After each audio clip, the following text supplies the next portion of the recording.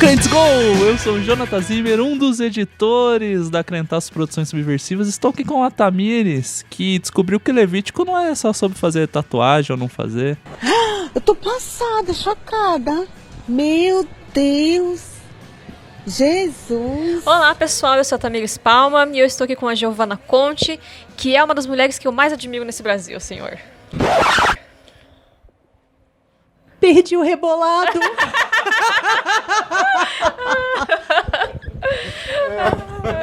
Eu não sei o que eu vou falar. Ai, meu Deus.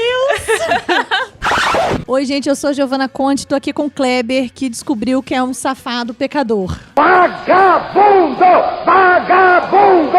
Vagabundo! Realmente, eu sou o pastor reverendo Kleber, safado pecador pra senhora, tá bom? Só pra deixar claro. Eu estou aqui com o JZ, meu amigo e parceiro de muitos crentaços há muitos anos atrás, que agora herdou o trabalho e está fazendo com muita maestria. Parabéns. Estou gostando do material, tá de parabéns, mano. Show de bola. Do or do not. There is no try. Eu sou o Jonathan Zimmer, provavelmente uma das únicas coisas que eu vou herdar na minha vida é a Crentaços mesmo. Vai, filhão! E é isso, hoje vamos falar sobre esse tema que talvez alguns tenham preconceito, mas ouçam o programa. O que vocês acham aí? Depois que vocês escutarem, vocês vêm e comentem pra gente poder conversar sobre isso. Empreendedorismo social com duas pessoas que a gente ama muito e tá muito feliz de poder gravar sobre esse tema aqui em podcast presencial, fugindo um pouco do que vem sendo nos últimos anos. Então tem aquele barulhinho gostoso, tem café, pão de queijo no fundo aqui. Aproveitem e vamos conversar sobre isso.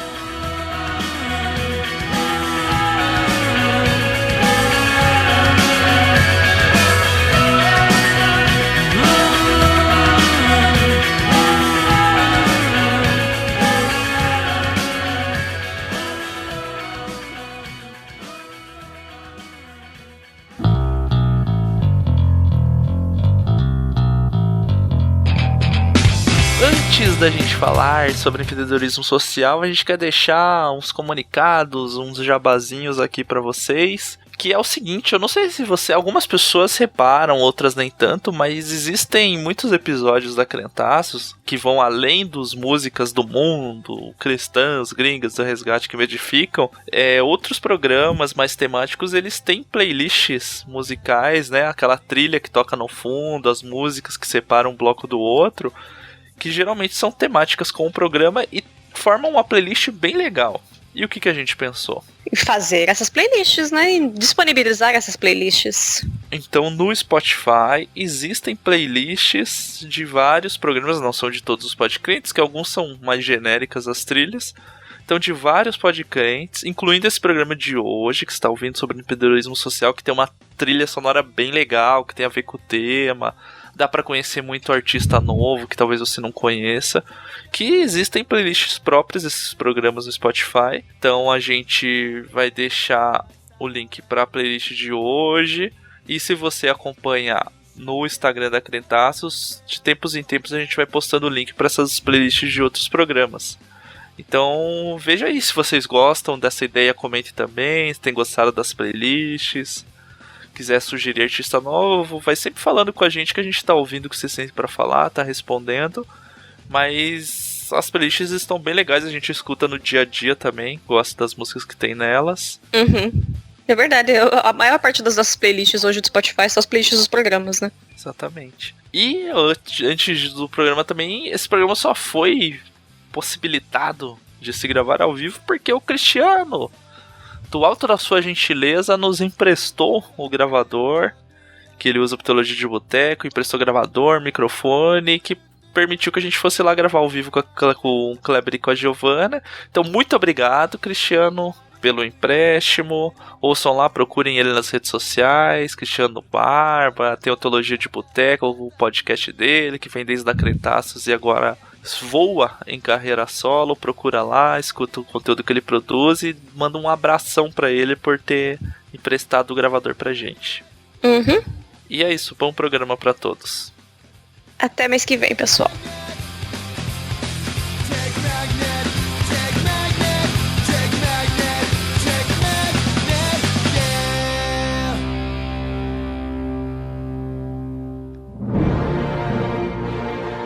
A Crentaços Produções Subversivas apresenta Pod Crente, o podcast do blog dos Crentaços.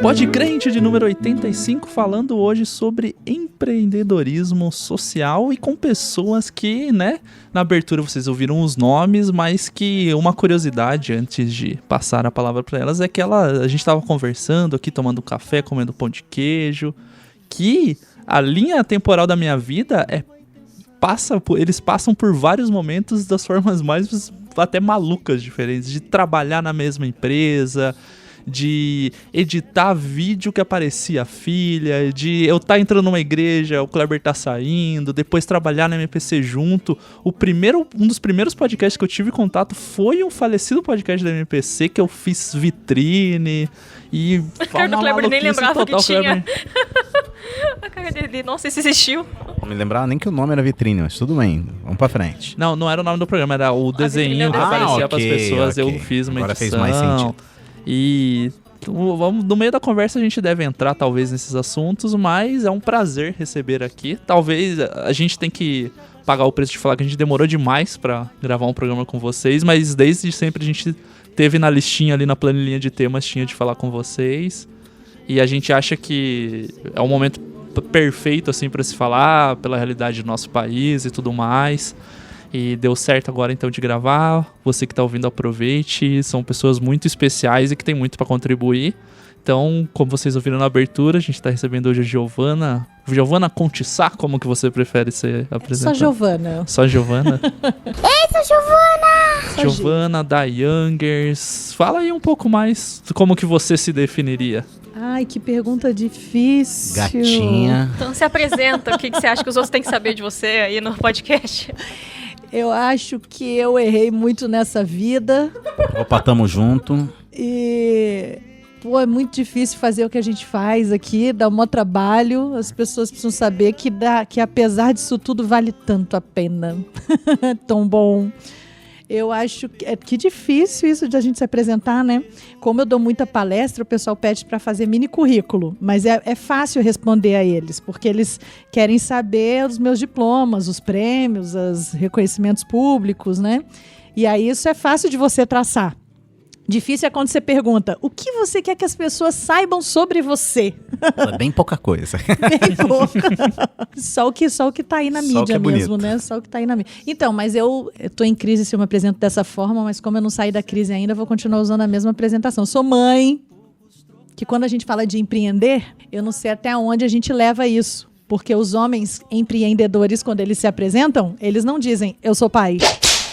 Não faz, né? Não precisa. Né? Não precisa. Nenhuma né? profissão, praticamente. Então, mas aí, por que a gente tem isso, né? Hoje, aqui em Curitiba, no Brasil todo, mas aqui em Curitiba especialmente, que eu acompanho, tem o empreendedorismo feminino. Por que raios a mulherada teve que separar e fazer o empreendedorismo feminino e sair do empreendedorismo tradicional? Que se por um lado é bom porque a gente se abraça, se encontra, por outro lado, como a gente não sabe empreender e a gente está aprendendo, a gente devia estar se juntando com quem já faz isso há mais tempo. Então a gente devia estar colhendo do lado de lá, mas a gente está aqui tentando entender como é que faz as coisas. Então, mas eu sou mãe, sou esposa, sou dona de uma empresa, sou amiga, sou filha. Aqui na vila você é pastora. Eu sou pastora. Pastora! E o Kleber voltando depois de anos, né?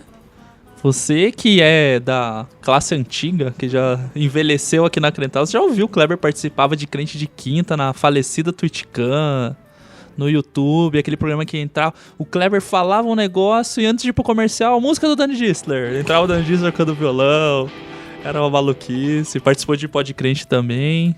De quando eu e a Tami nem participava do Pod Crente. Verdade. Bom, tamo aí.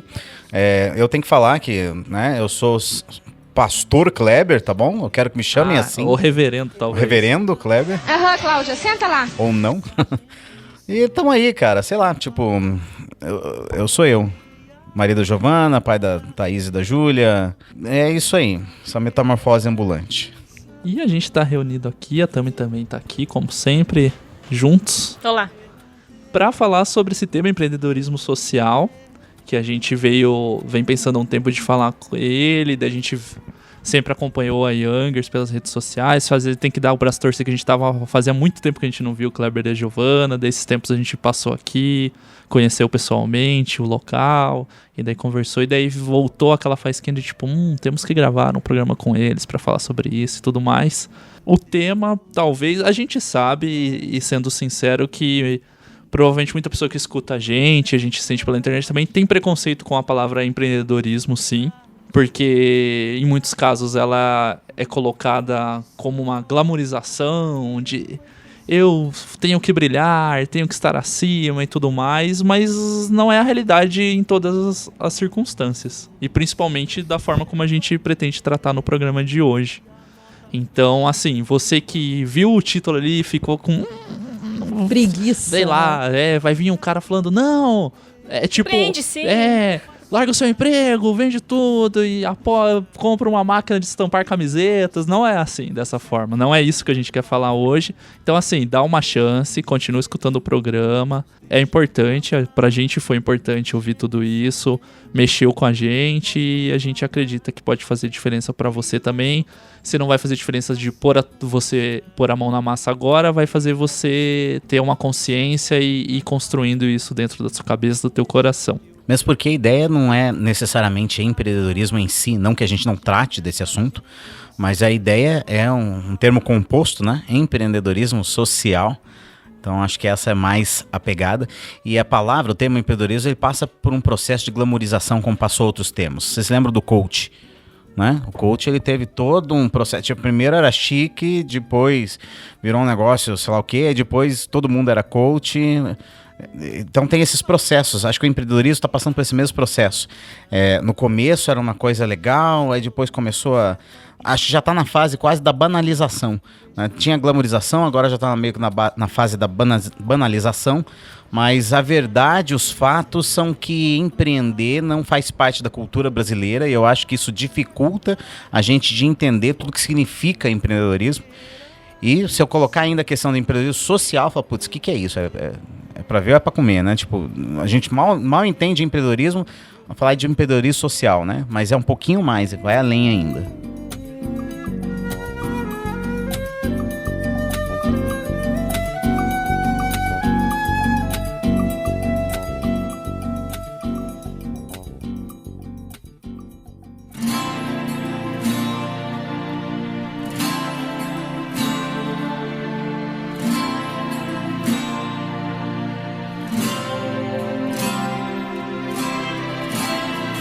Como que vocês acham que a gente pode, então, para trazer, deixar mais fácil para quem está ouvindo, diferenciar o empreendedorismo mais padrão do que se vê, do que é o empreendedorismo social?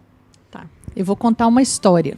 Beleza, manda ver. Porque, assim, no Brasil, a gente passou por uma fase, há uns anos atrás, de um governo que olhou para a classe trabalhadora. Na intenção de incluir muitos no trabalho, a gente teve toda uma legislação e uma série de benefícios que conquistaram espaço para o trabalhador. Junto com essa conquista, que no meu ponto de vista foi super positiva, a gente também teve uma... Como é que eu vou dizer? O brasileiro, ele acabou se acostumando, porque é coisa boa, né, gente? Coisa boa a gente se acostuma assim muito rápido. Um efeito colateral, você diria? Teve um efeito colateral. E esse trabalhador, ele acabou conquistando muitas coisas. A gente viu a galera invadindo shopping centers, universidades, aeroportos, conquistas fantásticas e sensacionais. Só que a galera conquistou esse espaço todo sem saber cuidar do próprio dinheiro. Então, ninguém pensou em juntar, por exemplo, esse conceito de 13º, né? Se ele não existisse, eu não juntaria. O brasileiro não está acostumado a se preparar para pagar as contas que vem a mais no final do ano. Ele não está preparado para juntar dinheiro para tirar férias. Estou dizendo assim, a maioria da classe trabalhadora, né? A gente tem amigos, é claro, que sabem fazer isso já, eu espero, né, gente? E aí, quando você chega no momento em que o emprego vai embora, ele começa a desaparecer, o Brasil entra em crise, que culmina numa eleição onde você vira o governo e agora a proteção já não é mais da classe trabalhadora, mas é dos empresários, do empresariado, e aí você tem a retirada desses benefícios, você deixa a classe trabalhadora órfã. E ele fica perdido. Ele não tem emprego, ele não sabe o que fazer, ele não sabe como fazer, ele não sabe se sustentar, ele não tem iniciativa, ele não tem resiliência, ele não aprendeu, ele não foi educado no sentido de informação, de instrução, né? A ter um comportamento empreendedor. E agora, quando o empreendedorismo passa a ser uma solução real, ele não é. Porque o brasileiro não sabe que horas ele acorda, que horas ele vai dormir, como é que ele começa, como é que ele trabalha. Se eu não bater ponto, ou se eu não dever resposta para ninguém, eu não consigo fazer isso, né? Acho que nós somos ensinados a fazer as coisas pautadas por uma ordem que vem de cima. Sim. Isso. Então, a população brasileira está acostumadíssima. Quando isso não acontece, ela se perde. Tanto que isso se reflete no fato de que a gente sempre espera que um político vai fazer a diferença e salvar o país inteiro, essa né? coisa do messianismo político, né? O Pepe Mujica, que era o presidente do Uruguai, ele fala que o principal problema da esquerda latino-americana foi que ela formou consumidores e não cidadãos. E isso, trocando Mujica as palavras, é o que você está falando, né, Giovana? A gente deu acesso, mas não deu não instrumentalizou essa criatura para que ela saiba controlar o que ela tem, né? Porque ela ganhou, recebeu muitas coisas, mas como é que você cuida disso? E como é que eu conquisto quando o emprego não é a fonte? Mais, né? Quando o emprego não existe mais. Então, a galera começou a falar de empreendedorismo, só que de maneira muito amadora. A gente acha que empreender é eu sei fazer alguma coisa. Ou comprar uma máquina de não sei o que lá na camiseta, estampar camiseta. O pessoal acha que porque você tem uma máquina de estampar a camiseta e você tem a camiseta estampada, você vai viver disso. Você vai vender isso para quem? Para o teu grupo de amigos? E quem disse que alguém tem um grupo de amigos capaz de comprar camiseta durante o mês, te gerando dinheiro suficiente para pagar seus boletos? E vender bolo? Eu vou vender bolo. Sim, e você vai vender bolo pra quê? Não, eu vou falar aqui com os meus amigos, eu vou postar no Instagram, eu vou colocar no grupo de WhatsApp que eu tô vendendo bolo. Da onde que essa ideia tão simplista vai pagar os boletos que você tem? Empreender consiste numa estratégia de vendas, num alcance de clientes, numa estratégia de marketing, num cuidado com a produção que vão muito além de saber fazer alguma coisa e vender essa coisa, vocês entendem?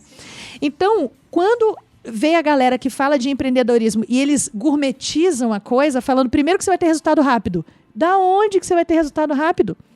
Isso não existe. Isso não existe. Só existe se o pai bancou o primeiro milhão ali. Isso, exatamente. Pra piorar, a gente ainda tem essas coisas acontecendo. Ainda tem esses agravantes. E o brasileiro é sonhador, o brasileiro se apega. Então a gente vê que deu certo pra a gente acha que vai dar certo pra gente. Deu certo com essa, eu serei a exceção. É 1 em 1 milhão, eu sou 1. E a gente se apega a essas coisas achando que é fácil, achando que é rápido. O próprio Sebrae dá de estatística 2 anos para virar no 0 a 0. O termo técnico é tipo break even, né? Na hora que você bate no 0 a 0, que é eu estou gastando tanto quanto estou recebendo. Isso não inclui o salário dos donos do negócio. Só o negócio em si. É só o negócio em si, que é onde a Youngers se encontra hoje. A Youngers passou desse ponto, a nossa empresa, né? Do 0 a 0.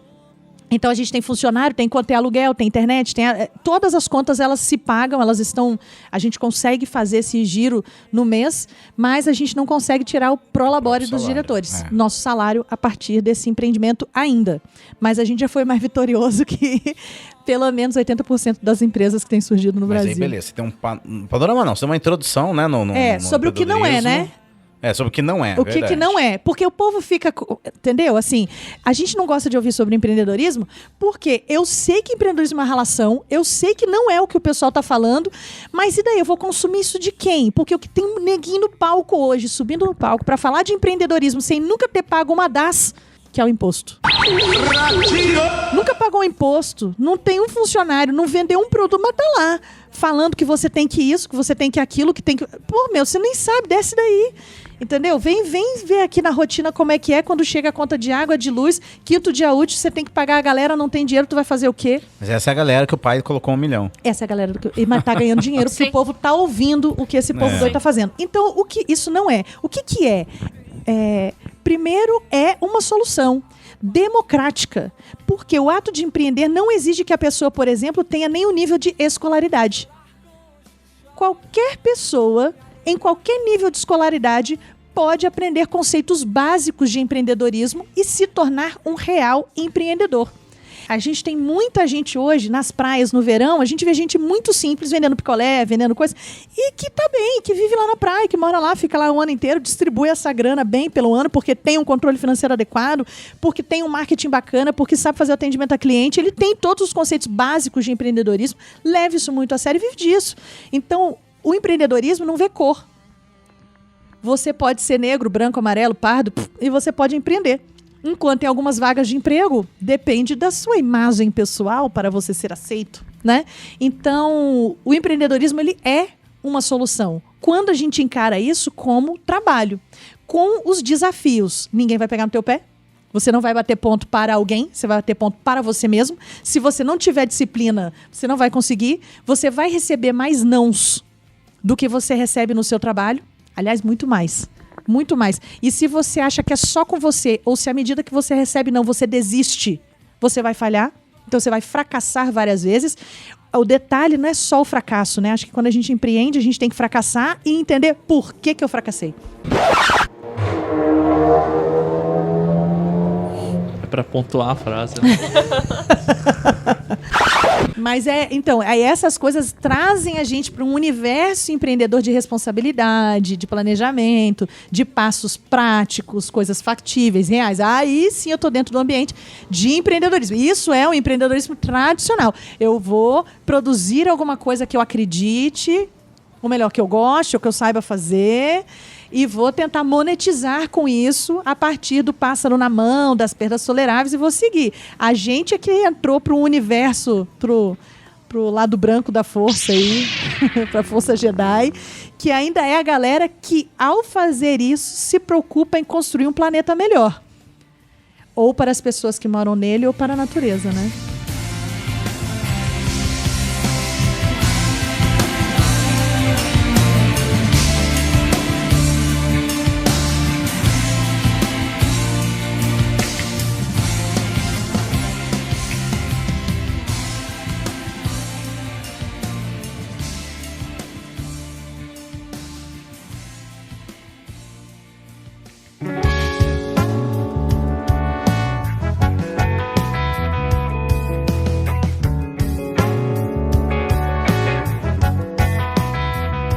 O empreendedorismo social, ele tem uma diferença fundamental.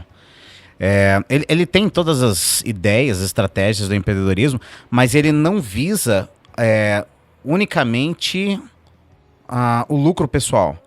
A proposta do empreendedorismo social é gerar um impacto, uma transformação na sociedade onde a gente vive. E a gente monetizar através dessa transformação. E aí você tem no empreendedorismo social as várias frentes que estão aí. Por exemplo, a ONU tem as ODS da ONU e a geração de renda é uma das ODS. São quantas ODS? 8? 17. Eu sempre erro essa parte.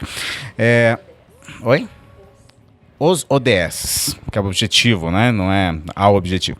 Então você tem na ONU aí uma série de preocupações que o empreendedorismo social é o que faz com que as pessoas olhem para a ideia de empreender, não apenas para pagar as contas, mas para poder atingir positivamente a vida do outro. E aí tem isso na área da ecologia, você tem, né, do meio ambiente, enfim, aqui o que a gente faz não é só monetizar para pagar as nossas contas. A gente acabou ganhando uma série de prêmios porque a gente tenta ir até o outro e compartilhar com ele o que a gente sabe para que o outro gere renda a partir dos seus próprios talentos, a partir das suas próprias habilidades. E a gente tem uma coleçãozinha de histórias de pessoas que passaram a gerar uma renda substancial. Pode falar nome aqui, né? Acho que a gente já falou tantas vezes o nome da Edileia, por exemplo, que, por exemplo, a Edileia, ela passou a gerar uma renda de R$1.000 por mês numa família que não tinha, que a renda era zero. Né? Então, de 0 para 1.000, isso fez muita diferença. E a gente tem uma série de casos de pessoas que passaram a gerar renda, né? A Edileia É uma menina da favela, negra, né, sabe aquela coisa, não tem como. Cara, ela é fantástica, ela é uma baita de uma empreendedora. Então, o que a gente faz tem a ver com isso. O empreendedorismo, acho que o empreendedorismo, tem uma frase que eu gosto muito, o pessoal do Legado usa bastante. O Legado tem como intenção levar o social para o empreendedorismo e o empreendedorismo para o social.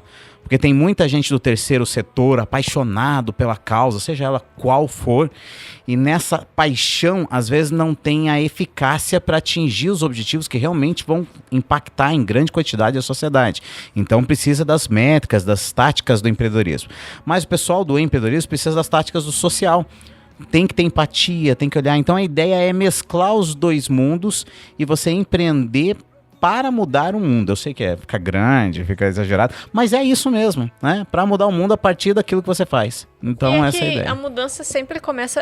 A gente tem que entender que mudar o mundo é do microcosmo para o macro. Né? Exatamente. Então, tipo, em 2019, a Greta, que eu nunca sei falar sobre o nome da menininha lá, né, ficou super famosa. Uhum. Mas ela começou sendo uma menina fazendo um protesto toda sexta-feira, sozinha, na frente do Ministério do Meio Ambiente da Suécia, sabe?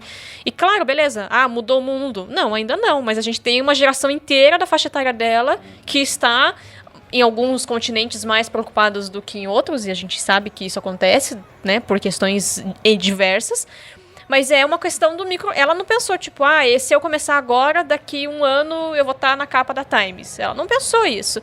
Ela pensou, se eu não começar, pode ser que ninguém comece. Então, a gente sempre... Essa questão de mudar o mundo, é claro que você pensa que você quer fazer o melhor para o máximo de pessoas que você puder. Mas quando a gente muda só o nosso quintal de casa, já é uma mudança, né? O problema é que, tipo, que a Giovana falou do empreendedor mesmo, que ele quer ser o dono da Wizard em 2 anos. Tipo, calma, amigo. Calma, sabe? A gente adora assistir o Shark Tank pra ver como as pessoas vão fazer coisas sem sentido lá. Porque, claro que os caras são, né, às vezes um pouco arrombados, os tubarões. É verdade. Mas aí eles fazem as perguntas, tipo isso, você quer ser missionário no Japão, mas você fala japonês? Não. Amigo, se ajuda! Se ajuda! E daí você vê gente muito boa preparada no Shark Tank, mas você vê muito despreparo também, né? Pessoas bem sonhadoras. Ali já é filtrado. Você imagina o que se inscreveu no negócio, né? Porque, eu quero mudar o mundo, mas daí eu não arrumo a minha cama, eu não lavo a minha roupa, minha mãe tem que limpar não sei o quê, minha mãe tem que fazer isso, meu pai tem que fazer aquilo, eu não me costo pra fazer nada. Exato. Você tem que mostrar que você... Até porque não vai. Empreendedor nenhum vai se ele, por si só, não for uma pessoa que cuida de si. Não vai. A gente... esse ano de 2019, apesar dele ter sido um ano muito louco na nossa vida, eu acho que foi o ano que eu mais fiz exercício físico, minhas caminhadinhas aqui com o cachorro, né? Minha semi-corridinha. Mas é no intuito de eu ter tempo para mim, né? É no intuito de dar uma oxigenada aí no cérebro, nas ideias, porque a gente precisa cuidar da gente. Quer ver outra coisa? De eu ter que encontrar tempo pro meu marido, pras minhas filhas. Não adianta. Eu não vou conseguir mudar os outros, as outras famílias ou as outras coisas, se eu não começar a fazer coisas por nós. Não vai a lugar nenhum. E não é só o social, é qualquer empreendedor, qualquer trabalhador. Né? O que eu acho bacana do social é que a gente colhe coisas que às vezes não é bom pra gente, é bom pros outros mesmo. Então eu fico daqui assistindo as pessoas terem sucesso nas suas próprias vidas e pensando, que massa, cumpri aí, cumpri o que eu devia ter feito, bacana, deu certo, era para isso mesmo que a gente estava aqui. Mas uma coisa muito importante, acho que o Kleber falou, mas é importante a gente frisar, não é porque a gente é social que a gente não visa lucro. Então as pessoas me perguntam, por que você não é ONG? Eu falei, porque eu quero ganhar grana, dinheiro. O social é muito caro. E aí o pessoal ouve isso, já fica assustado, certo? Fica. Capitalista, desgraçada, tal, não sei o que, não sei o que. Calma, mano, mas você quer gerar transformação, custa grana. Se eu estivesse vivendo uma anarquia, beleza, não precisava. Mas eu estou no capitalismo. A gente precisa injetar recursos para fazer a máquina da favela rodar. E pegando um gancho isso com o que você está falando, é de saber ler a realidade que está acontecendo, né? Vocês vieram para o meio, depois a gente vai entrar nesse ponto específico, aprofundar um pouco mais da história especificamente da Youngers. Mas a Youngers, ela tá num local de vulnerabilidade. Ela tá dentro de uma favela. Vocês vieram, decidiram não só ter a Youngers aqui dentro, mas como tá morando aqui dentro pra entender a realidade do pessoal que tá aqui. E assim, trazendo para uma data mais próxima, o ano de 2019, todo mundo viu os índices de desemprego, né? Batendo 14 milhões, agora quando fechou o ano diz que está menos, mas na verdade os dados são complicados, porque tem muita pessoal que trabalha de forma informal que não se considera, ou considera, e daí fica nublado essa linha entre as duas coisas. Mas mesmo assim, se a gente considerar 11 milhões e poucos de pessoas, é muita gente desempregada. E assim, quem está desempregado, o boleto continua chegando, continua precisando de água, de gás, de luz, de comer, de material escolar, de saúde, tudo isso continua acontecendo. E o que a pessoa precisa de uma solução para isso. E vocês perceberam que a pessoa pegar uma habilidade, talvez um talento e desenvolver para gerar o lucro para ela, é o que ela precisa a princípio no momento, de forma imediata, mas que pode vir sim a se tornar algo que gere receita continuamente para ela e passe a ser a fonte de receita dela. Então eu acho legal destacar essa parte, assim, a gente falar um pouco de entender o contexto atual, assim, dessa realidade e por que é importante isso. Que não dá pra pessoa ficar parada e a gente ficar... Não, é lógico que a gente queria que todo mundo tivesse um emprego legal, com registro, com todos os direitos certinhos, mas a gente tá vendo que não tá acontecendo isso e ainda com o temor de que piore a situação. Então tem que existir uma alternativa pra isso. É importante mesmo a gente falar, porque o povo desempregado, eu sinto na pele, né? Todo dia aqui, o número pode ser quantos milhões forem. Na minha porta, todo dia bate meia dúzia. Então, eles estão desesperados, sem esperança. Os caras estão com fome, é pai de família, é gente que está precisando levar comida para casa. Eles precisam de uma solução imediata.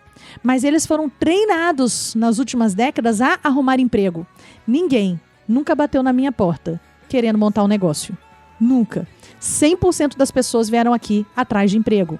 Então a gente, enquanto Youngers, a gente teve que abrir o coração e mudar um pouco da nossa estratégia e criar uma metodologia de encontração de emprego. Porque enquanto o cara não entra nesse rolê de procurar emprego efetivamente, ele não sossega. Eu não ganho direito de ser ouvida. Eu não consigo falar para ele que amanhã...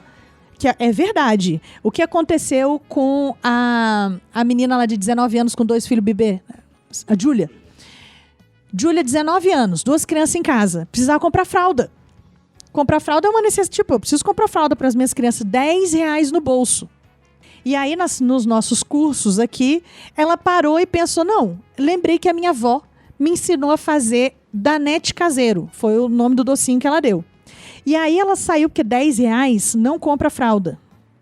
Ela pegou R$10, foi no mercadinho de manhã, comprou insumos e ela conseguiu fazer 50 copinhos de plástico com 2 dedinhos ali do tal do Danete, e ela vendeu cada copinho desse por R$1,50 de tarde. Ou seja, no final do dia ela tinha R$75 na mão. R$75 compra fralda, lenço umedecido e sobra R$10 para ela fazer tudo no outro dia. Então, enquanto esse gesto resolve imediatamente, isso também não é empreender, mas é uma solução rápida, certo? O que o Giovanni quer dizer assim, já gerou dinheiro, mas o desespero do pessoal assim, não, empreender não, preciso de um emprego. Eles nunca têm essas saídas. Ele precisa de um emprego, então a gente vem, junta, senta com todo mundo e fala, então, vamos falar sobre emprego. E aí a gente tem que esclarecer para ele, você quer arrumar um emprego? Eu te ensino, a gente realmente ensina. Como que faz para buscar emprego? Hoje, aqui no ano de 2019, 22 pessoas voltaram para agradecer que arrumaram um emprego a partir da nossa metodologia. Até onde a gente sabe, elas foram as únicas 22 pessoas que colocaram a nossa metodologia em prática. Que paradoxo! Eu quero arrumar um emprego, mas eu não faço as ações. Sabe, eu não trabalho por esse emprego, porque procurar emprego já é emprego, né? Já é um trabalho. Mas as pessoas não estão dispostas a nem isso, elas estão com tanta fome, elas estão tão desesperadas, que elas querem aqui, agora, venha e resolva. E aí, quando você fala de empreender para a classe mais pobre, para o pessoal da classe mais baixa, eles não querem porque não é o que eu sei fazer. Eu quero o que eu sei fazer. Eu sei procurar emprego. E serve emprego de qualquer coisa. Eu quero qualquer coisa, dona. Me arruma qualquer emprego. Que não é verdade. mas é o que eles dizem. Quando você fala de empreendedorismo para classe mais alta, eles também não querem porque está gourmetizado, porque está glamourizado. Eu não quero isso também na minha vida. Então ninguém quer. É uma solução, mas está muito difícil de encontrar pessoas que desenvolvam saudavelmente e que queiram resultados com isso. Quando a gente fala do social ainda, que você põe um pouco de igualdade de gênero, erradicação da pobreza, quando a gente ainda tempera com algumas coisas do social, aí a gente tem um desafio maior ainda. Porque aí eu tenho que falar, a minha intenção aqui é trabalhar pela erradicação da pobreza. O empreendedorismo é uma ferramenta, precisa de várias, né? Mas é uma ferramenta poderosa para isso. Quando eu falo de igualdade de gênero, eu poder pegar mulheres em situação de violência, e algumas delas estão nessa situação porque dependem do dinheiro do companheiro. E eu poder libertar ela financeiramente através... Ó, que bacana, gente. O empreendedorismo é uma... Percebe?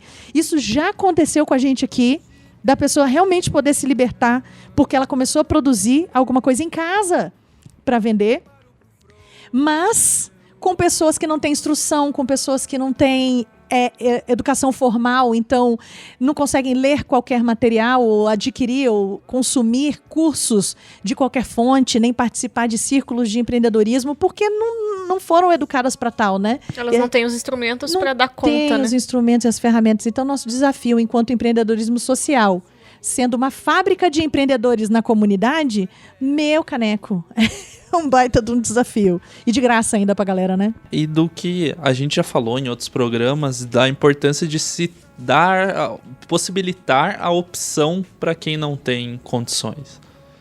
Se a gente tem essa ferramenta na mão, é muito importante a pessoa ter opção, igual você falou, de gerar a pessoa que está numa comunidade que já vai, para arrumar um emprego, tem os outros N fatores que dificultam dela conseguir um emprego, pelo local onde ela mora, que a pessoa vai olhar no currículo, o currículo que pede currículo com foto lá, né? A própria condição de conseguir produzir um currículo para levar até o local. Hoje em dia, então, que em muitos lugares você tem que se cadastrar online no site da empresa e tudo mais. Então, são N barreiras a se quebrar que dificultam de forma gigantesca o acesso a essa vaga clássica de trabalho. E de criar um mercado local. Pô, você imagina o efeito dominó que dá de se ter alguém produzindo dentro da comunidade para poder vender para o pessoal dentro da comunidade e que isso vai crescendo. A gente conseguiu calcular, pelo que a gente monitorou em 2019, mais de R$50 mil durante o ano todo circularam aqui na comunidade da vila. Porque ao invés de eu comprar o bolo lá no centro da cidade, eu comprei daqui. Ao invés de comprar um amaciante no supermercado, eu comprei o amaciante artesanal feito aqui. Ao invés de comprar o presente fora no shopping, eu comprei ele aqui. Então, assim, os nossos empreendedores conseguiram segurar dentro da comunidade durante o ano. É muita grana, meu. R$50 mil faz toda a diferença. Faz diferença no Natal, que o cara não precisa mais que o filho dele saia correndo atrás do Papai Noel na rua. Porque ele tem condição de comprar um presente pro filho dele. De escolher, né? De escolher. Joana tá falando de uma cena clássica aqui. No Natal, veio um monte de gente de carro. Deve chover Natal, vestido de Papai Noel. Mais de 20 Papais Noéis. Então é disso que tem ela tá que fazer falando. a escala de Papai Noel. Mas vem. Todo dia. De 1º de dezembro até 25, um por dia, provavelmente tem. As empresas... Só te interrompendo, mas é que eu sempre, quando discuto essas coisas com outras pessoas mesmo, colegas de trabalho, que eu falo e que aí as pessoas às vezes se chocam, pessoas que são menos politizadas e tudo, é que o brasileiro, ele tem essa sanha de mostrar que ele tá por cima. Então, eu quero, por um lado, que eu vá lá e dê o presentinho e mostre que eu fui o bonzinho, ou eu quero que aquela pessoa tenha condição de comprar o presente que ela quiser. Não, pro ego do brasileiro é muito melhor ele fazer ação social e dar na Páscoa e no Dia das Crianças e no Natal e pronto. E chamar de ação social. E achar que, isso é ação social, né? Porque não, eu fui lá na caixinha da RPC e botei o presentinho. Mas, então, e se a gente tivesse uma sociedade em que a pessoa pode comprar? Não, mas daí isso é coisa de comunista. Não, mas daí isso... Sabe? É tipo, por que você prefere dar? E desde onde que uma sociedade que possa comprar é algo de comunista? Que não, eu saiba, mas se é algo todo de mundo capitalismo. todo mundo tiver condição, é comunista. É não comunista. pode, não pode. Então, beleza. Então. Comunista! Comunista! Sabe, me irrita isso. Eu Me fico irrita emputecida com profundamente isso. também, profundamente. Esse assistencialismo tem alimentado a pobreza, mas assim, ferrenhamente o que eu vejo aqui é que quanto mais urbana é a comunidade carente, mais pobre ela vai ficar por mais tempo. Então, se você pesquisar, eu não sei se isso funciona nos outros estados, estou falando só do Paraná, mas eu acho que se a gente for pesquisar, as favelas mais antigas são as mais urbanas. São as que estão mais perto de centros urbanos, ou seja, aonde o assistencialismo alcança mais rápido. E as favelas que se desenvolveram em um período de tempo mais rápido são as que estão mais distantes, aonde o assistencialismo não chega. O pessoal chama periferia mesmo, quer dizer, É. não ficou rico, mas saiu do Saiu, né? status favela. Da miséria, Da né? miséria. Isso. Ué, mas aqui em Curitiba, vou dar alguns exemplos. A gente tem o bairro do Sítio Cercado. Gente, tá cheio de comércio, o bairro tá super desenvolvido lá, tá o comércio super aquecido, cheio de gente morando em prédios, alvenaria, casas. Você tem hoje segurança, os terminais de ônibus, tudo acontecendo daquele lado de lá. Mas aquilo já foi muito parecido com a Vila Torres, que no mesmo tempo de calendário continua sendo a Vila Torres. Continua tendo... Está estagnada, né? Estagnada. Aqui, o do Papai Noel é um exemplo, mas o que a gente tem durante o ano de doação de cesta básica. Roupa, quando a gente tinha um bazar rodando aqui, e eu tive que acabar com o bazar, eu cheguei a receber mais de 1 tonelada de roupa no ano de doação. Se por um lado, o ato do brasileiro ou do curitibano de doar é uma coisa positiva, né? Eu acho que a gente precisa manter essa coisa da doação. Por outro lado, se a gente não entender como, quando e para quem eu faço essa doação, eu atrapalho o desenvolvimento da cidade. Quando chega o venezuelano refugiado, ele chega com a mão na frente, outra atrás, uma mochilinha nas costas e às vezes em pai, mãe, filho, a galera toda. O que acontece neste momento? Eu preciso doar. Eu preciso doar roupa, eu preciso doar móvel, eu preciso de uma casa para ele morar, naquele momento eu preciso apagar o incêndio. O assistencialismo aí é salvação. Na hora que a pessoa se estabelece, aí eu preciso ir com ele para geração de renda, autonomia e independência. Explodiu o barraco. E de vez em quando acontece isso aqui em algumas comunidades. Você vê que pegou fogo, alagou, perdeu. Beleza, nesse momento se junta, todo mundo doa. Porque naquele momento a gente precisa apagar esse incêndio. Beleza. Agora, durante o ano, ficar nessa porrinhação de trazendo cesta. E no final do ano, a pessoa escolhe a cesta de Natal e vem entregar e quer ver o povo chorar, agradecer. E o povo aqui é teatral.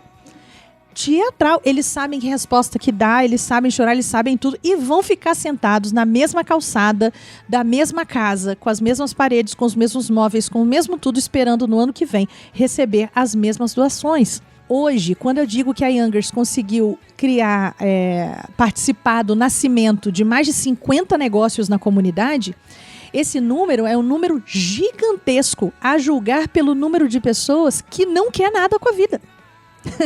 Né? Porque assim como você tem o rico que não quer nada com a vida, a gente chama de playboy, esses dias estava a notícia aí do cara com carrão importado abraçando o poste, né? Ferrari, né? Nem sei que carro que era, uma BMW, né? Que o cara tava lá sambando, ou seja, tadinho, coitado, um perdido na vida. Rico, perdido na vida. Você tem pobre perdido na vida. E ele vive num estado de pobreza que esse assistencialismo não vai levar, não vai tirar ele daqui. Se a gente quer trazer... E outra, gente, para que manter o pobre pobre? Quem ganha com isso? Que segurança? A segurança da cidade. Eu prefiro os haitianos, República Dominicanos, cubanos, venezuelanos, pobres, paupérrimos, pensando em me assaltar? Ou eu prefiro esses caras gerando renda? Eu não entendo. Eu realmente não entro na minha cabeça. Então, mas sabe, o jeito que o brasileiro é educado, o jeito que a gente é, sabe, é condicionado ao pensamento mesmo. É o brasileiro que ganha 5 mil achando que ele tá mais perto de quem ganha 5 milhões do que quem ganha 500 reais. Porque ele não quer parecer... Aquele lá é um pobre, eu sou classe média. Tô perto do dono do banco. Não tá, meu filho, sabe? E é uma síndrome... A classe média é o lugar de conforto que não leva a pessoa a se mexer. Só que a classe média não quer que o pobre acenda, porque o pobre acender mostra que ele não estava tão longe do pobre. O pobre, quando acende, mostra que, na verdade, eu tô longe do rico. E aí eu não quero, né? Porque aí quando o voo começou a ter classe média baixa no aeroporto, não, tem que aumentar a tarifa do avião. Porque Deus me livre, esses pobres andando no avião comigo. Filha da doméstica foi pra universidade, tem que acabar a universidade pública, fica só particular, que dela não tem como pagar. É interessante então, como você dá ciclo, voz a um sentimento que as pessoas não têm coragem de verbalizar, de admitir. Infelizmente, com o presidente que a gente tem agora, as pessoas estão verbalizando. Agora pode verbalizar. Mas eu prefiro que elas verbalizem, porque aí você sabe a quem você pode, entendeu? Sentar e desconstruir. A ferida é tirar o pus da ferida, Exatamente. Porque o pior era a época em que ninguém verbalizava, mas agia-se de acordo. E agora com esse presidente, agora chutou o pau do arca, né, cara? Então, tipo, vamos manter os pobres pobres, os ricos ricos, tá ok? E bora pra frente, né? Então, pelo menos a gente sabe com o que tá lidando agora e com quem. E sendo bem didático, não é falando que não, vamos todo mundo parar de cesta básica e cada um. Não é isso que tá sendo dito aqui. Isso. Preste atenção. É que a gente tem que saber medir quando o assistencialismo que a gente está prestando ou que a gente está incentivando de alguma forma, ele serve para alimentar o nosso ego. Para tirar, parece que a cesta básica que está sendo dada é o peso que a gente está tirando das nossas costas. E não é isso. É igual um exemplo bem esdrúxulo, assim, mas a gente tenta dar a cartinha do correio lá, de vez em quando a gente vai pegar a cartinha do correio, do Natal. E aí, a parte de cesta básica e material escolar é sempre que acaba primeiro. Daí é de brinquedo, sempre sobra lá, né? Pilha, acabou, tipo, no primeiro dia a cesta básica. Mas daí as mesmas pessoas que estão dando material escolar para as crianças são aquelas que falam mal da escola pública. Aí você fica... Mas você... Aí é tipo uma coisa de... Não, mas olha, eu dei oportunidade pra criança porque ela tem material escolar. Mas daí eu acho que tem que... Dá um caderno dá oportunidade. Dá lápis dá oportunidade. Então, mas daí ela tá no mesmo pé de igualdade que o menino que estudou na escola particular. Se ela não chegar onde ela não chegou, é porque ela não se esforçou o suficiente, sabe? Então é uma coisa muito... sabe, a raiz do brasileiro é uma raiz... cruel, é uma raiz violenta, sabe? Mas que gosta dessa desigualdade. É baseado numa ignorância cruel, né? Porque... esses tempos aí trocando um pouquinho, mas eu me lembro de um amigo meu que falou pra mim que no Brasil esse negócio dos negros isso é besteira, que isso é uma bobagem, porque os meus avós eram italianos e eles não tinham nada, eles chegaram aqui e não sei o quê. Tudo. Conseguiram tudo do nada, né? Aí eu perguntei, vem cá, seus avós ganharam terra? Ganharam, mas veja que não tinham nada, era só a terra. Nossa, que tadinhos. Pois é, né? Tadinhos, né? Então, o brasileiro, ele tem uma sensação, uma impressão da meritocracia que é fantasiosa. É fantasiosa. Então, ele tenta, sei lá, colocar a coisa como se fosse lei, como se fosse... E tenta argumentar, e tenta mostrar e tal. Mas é tão falacioso que dá vontade de olhar e falar, não, tá bom, amigo... Beleza, deixa. Dá vontade de gravar o que ele tá falando e falar, agora você escuta o que você falou e veja se é de verdade, se faz sentido. É verdade, é verdade.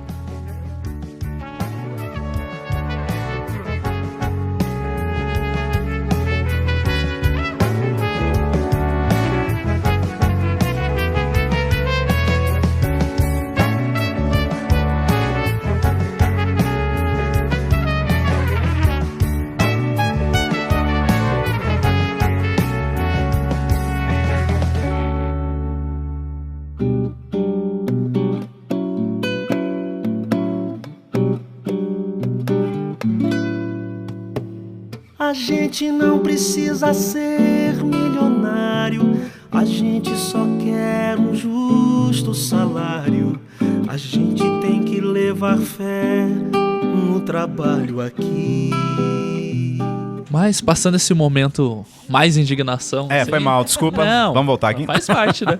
Mas de entender do que está sendo falado aqui é de praticamente achar uma linha no meio ali entre precisa se ajudar essa pessoa imediatamente, que ali cairia na questão usando como exemplo a cesta básica, do ser dar uma força ali, dar aquela empurradinha pra pessoa, vamos tentar... achar um eixo, né? Achar um eixo pra que você não precise passar por essa situação de novo. Isso, até porque o futuro do mundo do trabalho, a gente já está falando disso bastante, e eu que trabalho só com as vagas chamadas generalistas, que é o assistente de serviços gerais, é o assistente de produção, essa galera toda, supermercado, caixa de mercado.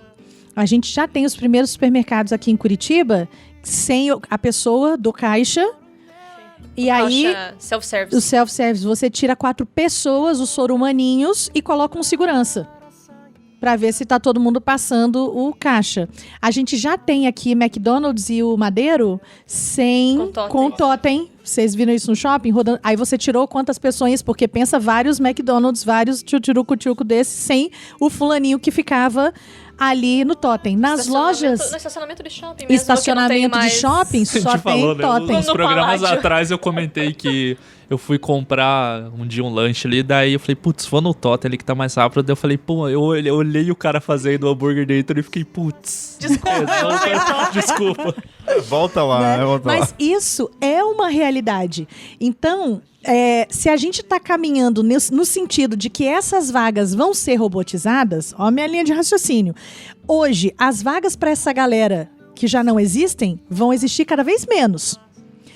O empreendedorismo passa a ser cada vez mais uma solução. Ou esse povo começa a gerar renda por si, a partir de um talento, do dom que ele já possua, atendendo a uma dor real da comunidade em que ele vive, ou da cidade, porque também não adianta eu querer vender Havaiana customizada se ninguém vai comprar, se isso não é uma necessidade para quem está à minha volta, né? Mas se ele não empreende numa dor, numa necessidade, ele não vai gerar renda. E aí a gente começa a entrar, parece seriado de Netflix, não sei se vocês já viram, que tem 2 classes. Uma paupérrima que não sai do lugar e outra super rica. E aí você tem muitos filmes que retratam essa realidade. As distopias, né? As distopias em geral você vai ter bem dicotomizada a sociedade. Se eu não preparo essa galera que está saindo do mercado para gerar renda, é isso que vai acontecer. Eles vão ficando pobres, miseráveis, e a gente precisa trazê-los a refletir sobre quem eles são, o que eles têm para oferecer, o que a sociedade ao lado deles precisa, e a partir disso gerar solução a partir deles mesmos. Ah, então a gente aqui tem muitas crianças. Beleza, então o que vocês acham da gente montar um contraturno escolar? Cada mãe paga, participa, ajuda, e a gente vai ter que ter economias colaborativas. Surgiram as moedas agora, as novas moedas sociais, que surgem nesses contextos como um dinheirinho subversivo, assim, né? Então eu que sou manicure, recebo nesse dinheirinho novo, né? Local. Porque a moça que faz pão, eu posso trocar com ela. Ela me vende pão, eu faço a unha dela. Outro que vende suco, outro que vende algum serviço de cuidar de criança, de barbeiro, de cabeleireiro, de tal. E você faz o dinheiro circular dentro da própria comunidade, mesmo que essa moeda não exista, mas com todo mundo recebendo, entregando. Volta tipo a idade da pedra lascada, né, gente? Quando tudo começou não tinha dinheiro ainda e era tudo trocava assim mesmo, assim, né? Também. O feudalismo era assim. Não era assim? Então, a gente volta para um modelo mais ou menos assim para diminuir um pouco das desigualdades. Então, o empreendedorismo vem sim. Você quer ver outra coisa aqui em Curitiba? O anúncio de que cobrador de ônibus, todos os ônibus de Curitiba vão ser no cartão. São mais de 3 mil cobradores. E isso nem acaba só com o cobrador, né? Acaba com a tiazinha que não tem o cartão, não tem onde carregar. É um sistema absurdo de injusto, né? Que coisa louca, né? Nós em São José já é assim. A gente já tá sem cobrador há uns 4 anos, eu acho, né? Em São José dos Pinhais já não tem cobrador. E essa galera toda... Aí as empresas de ônibus tiveram a cara de pau de dizer que vão absorver. Absorver da onde? Eles vão desintegrar a pessoa e botar... Eles vão construir pneu, vão fazer pneu com a pessoa. Porque, gente, não tem a mínima. Eles vão fazer cartões, né, com as pessoas, sabe? Cartões de transporte. Eu vou além. Jovem aprendiz é uma cota percentual. 5% das vagas que não são cargos de comissão nem vagas técnicas. Aí o que acontece numa empresa de ônibus que hoje eles têm realmente um percentual de jovens aprendizes muito alto, que eles deviam cumprir, mas não conseguem, né?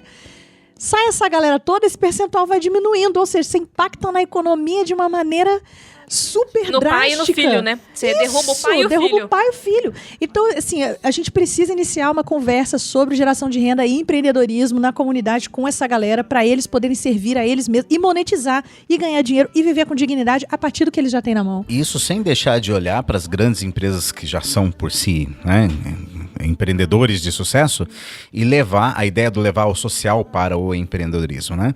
Porque uma coisa que a gente faz aqui na comunidade ao compartilhar um pouco daquilo que a gente sabe sobre empreendedorismo, incentivar as pessoas a empreender não apenas para gerar renda para si, mas justamente, indiferente de qual seja o seu negócio, tentar atender ou uma dor local e tentar impactar a vida dos que estão ao seu redor.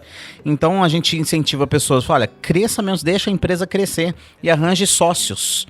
Porque aí vocês em sociedade vão ganhar mais, você abençoa mais uma família. Então a gente tenta fazer movimentos, né, para que os empreendedores olhem realmente a dor que tem ao seu redor, use essa dor como uma oportunidade de atender uma dor que seja real, né? E esse movimento que a gente ensina aqui, a gente pensa, bom, seria muito importante que as grandes empresas também fizessem. Então, tem até um termo, acho que é intraempreendedorismo. Sim. Intraempreendedorismo. Que a gente tenta divulgar e tal, e a gente vê outros movimentos, outro pessoal falando do intraempreendedorismo, que é o quê? É olhar para essas grandes empresas e falar, olha, vocês têm uma capacidade, um poder de fogo nas mãos que pode transformar a realidade ao seu entorno. Eu não vou citar nome de empresa aqui, porque eu não estou a fim de fazer propaganda para ninguém. Mas eu conheço empresas com projetos sociais muito relevantes. Projetos sociais que reutilizam material que a empresa produz, e aí eles vão lá, incentiva lá uma cooperativa, e a cooperativa pega aquele material que já foi usado e seria jogado no lixo e tal, recicla e faz daquilo um produto para ser revendido. Coisas desse gênero que aquece a economia no entorno, reaproveita material. Então o intraempreendedorismo nada mais é do que uma ação social dentro das grandes empresas. A gente precisa difundir esses conceitos, não só aqui na comunidade, que a gente tenta fazer, mas também nas grandes empresas. E talvez eu seja redundante com o que eu já falei antes, mas é de entender que tem que atuar agora, porque precisa, e nesse caminho talvez do meio, deixando assim, porque é lógico, a gente queria o Estado ideal que suprisse a necessidade de todos, de igualdade, acesso, educação, saúde. É lógico que a gente sonha, luta por isso. Amém. Você sabe que um dos motivos pelos quais o empreendedorismo social nasceu foi a percepção dos primeiros empreendedores sociais de que o governo não ia dar conta? Quando eles olharam e falaram, não vai dar certo, não vai rolar, eles não vão dar conta, eu preciso fazer alguma coisa. A gente, né, sonha com tudo isso, mas assim, tem que viver no mundo real, que não tá acontecendo e claramente não tá próximo. Talvez já esteve mais, tá indo mais pra tá mais longe do que isso que a gente espera. Do que vocês sabem, quem escuta mais tempo da Gritadas, do que a gente pensa disso. Sim, a gente quer, briga pela bandeira da educação gratuita, pela saúde, por tudo, oportunidades iguais. Mas a gente tem que viver no mundo real, que não tá acontecendo pra todo mundo. E daí entra até dilema de outras discussões sobre drogas, que onde o Estado não chega, isso acontece e tudo mais. E o Estado não tá chegando, e que bom que tem gente querendo fazer alguma coisa e fazendo efetivamente alguma coisa, porque as pessoas precisam sobreviver, como a gente já disse antes. A gente, como sociedade, a gente precisa entender que só há evolução quando eu assumo meu papel de cidadão.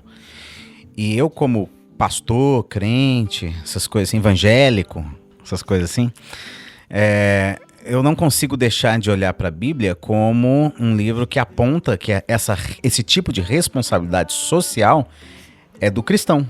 Não é para ficar esperando o cidadão comum, não. Tipo assim, não, tá na Bíblia que é para eu fazer, tipo assim, arregaçar as mangas e eu atender esse tipo de demanda. Ou seja, não é pra gente ficar esperando do Estado. É como você disse, nós gostaríamos que o Estado fornecesse essas coisas, seria maravilhoso, seria, nossa, fantástico. Mas a função real para essas coisas, tem muita gente fazendo, mas isso não é papel meu, é papel do Estado. Eu fico indignado quando eu ouço um crente falando isso. Esse cara não leu a Bíblia.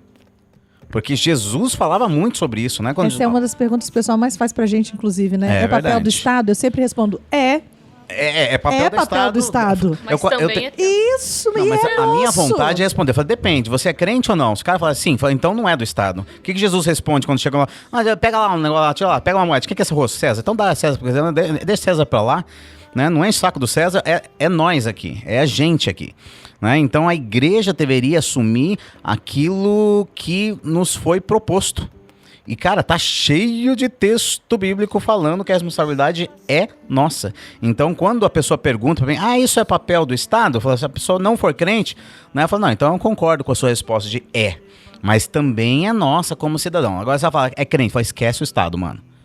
Tipo, vamos lá, arregaça a manga e vamos nós aqui, porque o Estado, o César não tá dormindo, tá fazendo outras coisas, bacanal. E não é só não é só nem Jesus, né? Porque a gente tem Jesus, ok, só que assim, o crente vai lá no Antigo Testamento pra falar que não pode fazer tatuagem. Mas daí, 2 capítulos depois, fala, por exemplo, sei lá, tô chutando, né? Não sei o número exato, mas alguns capítulos depois fala do ano do jubileu. Ah, não, essa parte que pula que eu não sei o que tá falando. Não, excelente colocação. Sabe? Então, assim, por que a gente vai encher o saco de algumas coisas do Antigo Testamento e aí outras que... E assim, eu tô fazendo a leitura bíblica, comecei ano passado, não consegui, mas não desisti, né? A gente não tem que, só porque não deu em um ano eu vou desistir, não. Eu tô lá ainda na labuta. Na labuta. E aí tem livros que eu nunca tinha lido o livro inteiro, assim, tipo Levítico. Tipo Números.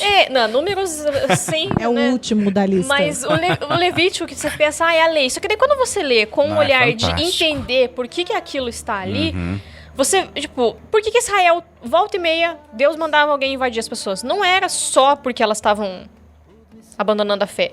Mas abandonar a fé era parte de uma coisa que elas se voltavam contra Deus e aí elas passavam a ser injustas e aí elas deixavam gente morrer de fome e aí eles falavam, passou do limite, pessoal. Mas você tá com uma teologia mais requintada do que muito pastor que eu conheço, minha querida. Eita Deus! Porque é essa a leitura exata. Quando o pecado começa a acontecer em Israel, não é só... É também porque Deus fala, não, peraí, amar a Deus sobre todas as coisas, mas amar o próximo...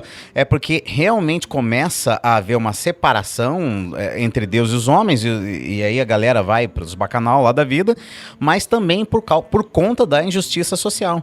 Faz parte do livro de Levítico, não sei se você já chegou lá. Eu já li ele inteiro. Já leu ele inteiro? Então você já leu que... Oi? Eu achei que você dava spoiler. Dá spoiler. Mas existem textos que Deus fala explicitamente que não deve haver pobre entre vós. É lei. É mandamento. Não pode existir pobre entre vós. Então o pessoal fica nessas apurrinhação de ler Levítico para falar coisa moral, estética, por exemplo, da tatuagem, que é muito mal interpretado, pelo amor de Deus, na boa. Mas tudo bem, vamos dizer que dá uma basezinha e tal. E que são alguns pontos, e o resto do Levítico, que é quase todo com a preocupação social e preocupação com os outros. Como que você ignora trabalho? Vocês fixam em 3 versículos e ignora todo o resto? Então, você tá louco? É muito claro que pro povo ser santo, o povo precisa cuidar uns dos outros. Exato. É isso que faz o povo ser santo. É isso e amar unicamente ao Deus de Israel. Então são duas coisas que são a base do que faz o povo de Israel ser santo. Daí a gente só vê uma... E a outra a gente finge que é coisa que não tem que fazer. Porque não é nem só Jesus. Tem gente que fala, mas vocês dão uma leitura enviesada porque Jesus fala para ir para o lado social. Que já é uma panaquice sem tamanho. Quando fala leitura enviesada, eu falei, mano, vou te contar um exemplo. Ainda quando eu participava de uma rede social chamada Facebook, que eu colocava uns textos, no começo dessa coisa da polarização, eu escrevia uns textos e levava umas cacetadas que eu nunca tinha levado em anos de Facebook. Aí eu comecei a pegar mais leve, porque o meu salário vinha de uma igreja e tal, então eu comecei a pegar mais leve. Teve um dia que eu coloquei um versículo. Não tô brincando, tá? Eu peguei um versículo, copiei lá da Bíblia Online e colei no Facebook com a citação, só o versículo. Aí um comentário lá, e de repente, cuidado com a leitura enviesada ideológica da Bíblia. Eu falei, esse eu tive que responder, né? Eu falei, mano, do que você tá falando? Eu só compartilhei o versículo. Exato. Não, mas é que você tá fazendo uma leitura... Você leu o versículo? Você tá aqui na minha casa, lendo minha mente? Você tá louco? É o Espírito Santo. Ou o Xavier, né? Tem uns telepatas mesmo.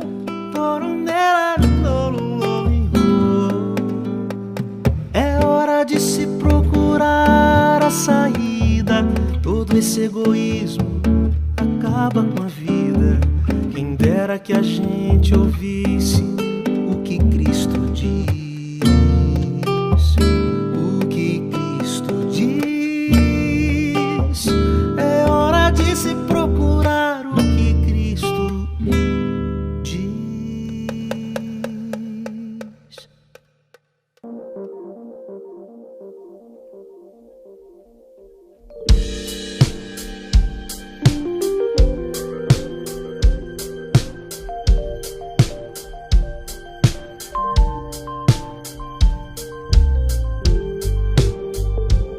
Então eu acho que não só o cristão, mas o ser humano, de maneira geral, ele evita o social de verdade, verdadeira, por questões de ego. Né?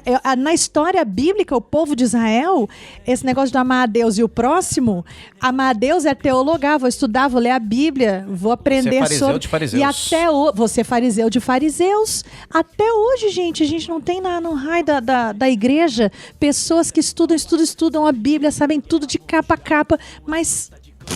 Não dá bom dia pra irmã da igreja. Não dá bom dia pra irmã da igreja. Eu conheço um pastor que escreveu no Facebook que esse ano que passou, de 2019, ia ser o ano que ele ia cuidar da família. Ia ser o ano que ele ia ligar para os netos. Ia ser o ano que ele ia visitar os netos. Não posso dizer o nome. E nem mostrar esse podcast. E nem mostrar esse podcast no grupo da família. E aí, cadê? Prometeu, guardou a sementinha da uva enquanto fazia a promessa na carteira. Exatamente, publicamente no Facebook, com um texto lindo de chorar, com dezenas de compartilhamentos, dezenas de comentários. E se publicou no Facebook, não precisa nem passar no cartório, pá. Não, saiu no Facebook, é verdade. Então, se tava lá, era porque pastor ia cumprir com a palavra. Então, hoje o que a gente tem é um nível de gente estudada, né? Teólogo, e eu entrei nessa crise esses dias, acho que eu te mandei uma mensagem pra Tamires até por causa disso. Como o pessoal separa o amar a Deus do amar ao próximo, como se houvesse uma hierarquia, como se Deus esperasse que eu amasse muito mais ele e que isso o amor a ele não fosse refletido no amor ao próximo, como se eu conseguisse dissociar as duas coisas, como se eu conseguisse dissociar a fé das obras. Eu vou dissociar, eu creio, eu acredito, eu tenho fé. Tá, mas isso precisa refletir em obras, porque a fé sem obras, ela é morta, não tem como dissociar uma coisa da outra.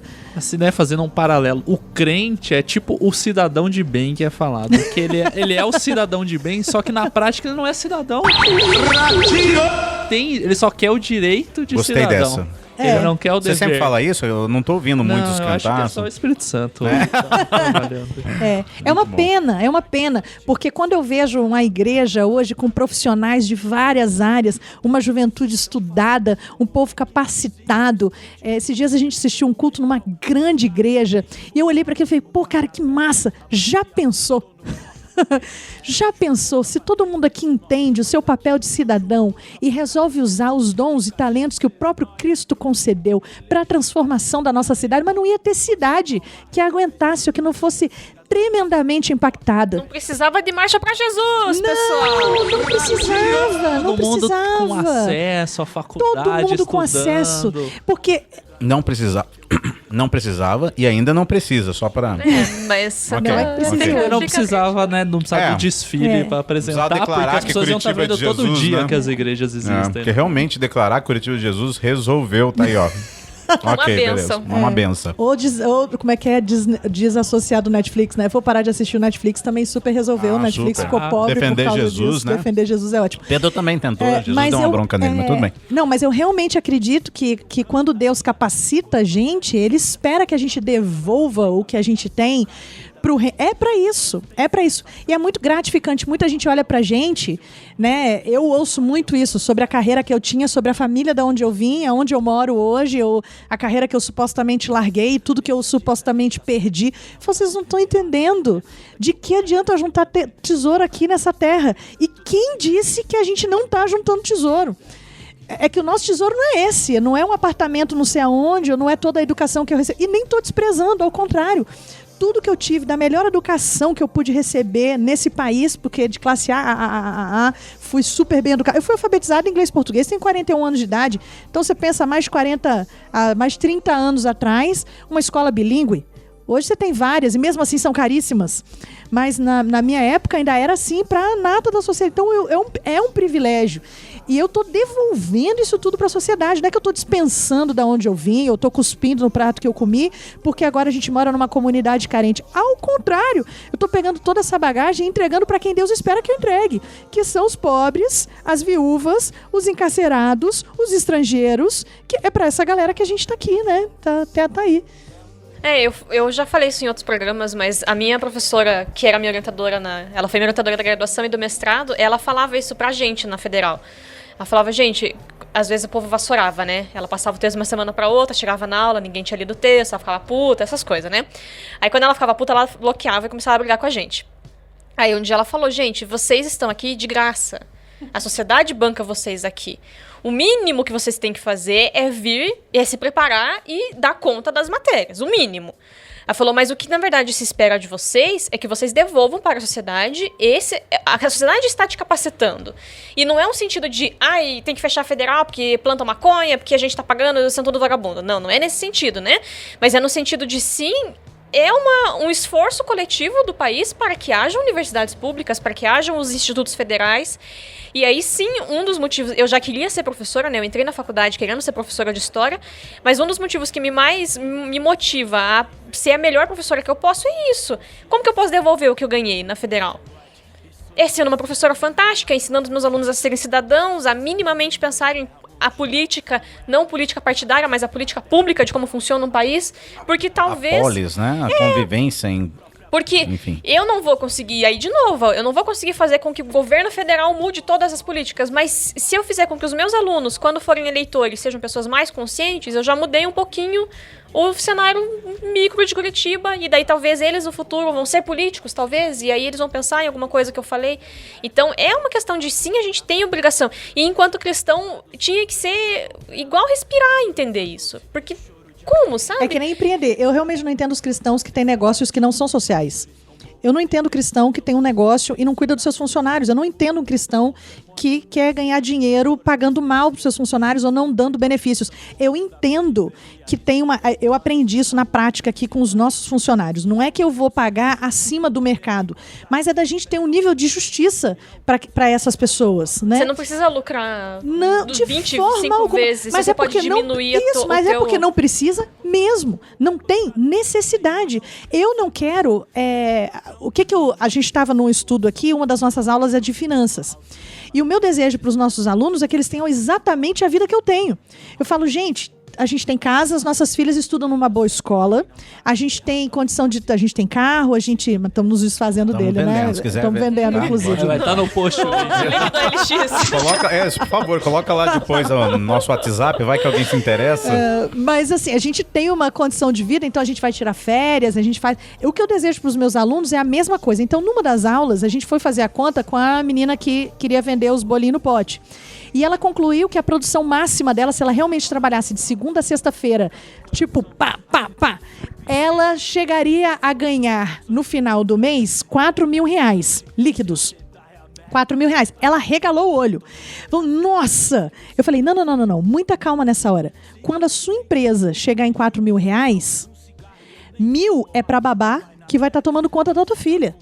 1.000 é pro vendedor que vai sair a vender bolo pra tu. E tu ainda vai ficar com R$2.000. Então, assim, é pra agregar, é pra trazer um monte de gente, é pra ser justo com as pessoas que estão junto com a gente, sem deixar de fazer justiça pra gente mesmo. Porque ela, com o marido que trabalha, que também ganha R$2.000, não tendo que pagar aluguel, não tendo que pagar água, não tendo que pagar condomínio, era um dinheiro suficiente pra ela ter uma vida digna. E a gente precisa crescer nessa, eu penso, né? A nossa grana, ela precisa proporcionar a inclusão de quanto mais gente, melhor. Você vê que nesse sentido, tanto faz se a pessoa é rica ou pobre. A ganância está... É intrínseca ao ser humano, né? Intrínseca ao ser humano. A nossa tendência, se nós somos pobres e passamos a olhar para o dinheiro, é explorar pessoas para nos tornarmos mais ricos ainda quando a gente consegue sair da linha da pobreza. Exatamente, para quem não tinha nada, vislumbra a possibilidade de ter. Você já ouviu o termo tá patrão? Tá patrão tem nos funk aí, né? Tá patrão e tal. Tá patrão é um termo que deixa isso claro. O funk ostentação deixa isso claro. O funk ostentação o que é? É o pobre querendo ostentar como um rico e a galera defendendo, não, tem que querer ostentar mesmo e tal. Não sei o quê. Pra mim, essa é uma cultura que só faz mal ao ser humano, porque ela é idêntica... mas o pobre não tem o dinheiro... Não é disso que eu tô falando. É que a ideia da ostentação é a ideia de se sentir ou realmente ser, entre aspas, superior a partir da humilhação do outro. Então, essa coisa do tá patrão e tal... Dá pra entender. Dá pra entender, exatamente. Mas não dá pra justificar, porque senão a gente faz do pobre o novo rico. né? Sim. Branco, Quando a novo educação preto, não é preto, libertária, o novo sonho do oprimido é se tornar algo opressor, né? É isso aí. Olha que bonito. Mas não pode mais falar isso. Não pode, Não velho. pode mais? Por quê? Como que é o nome desse cara aí? É o Salafrário? Não lembro. Não lembro qual que foi a última ofensa que eles deram pro Paulo Freire na internet, não lembro. Olha, acho que tinha até que fazer um pip quando fala o nome dele. Porque... Quando for falar Paulo Freire, aí faz aquele pip e pronto. Então tá, vamos deixar que a gente vai chamar de Paulo de Tarso. Aí fica crente, passa Paulo daí, Freitas. Né? Paulo Freitas, Pedro Saulo Freitas. Freire. Saulo Freire. Saulo Freire é bom. Tá melhorando. Vou falar pra ti como é se possível.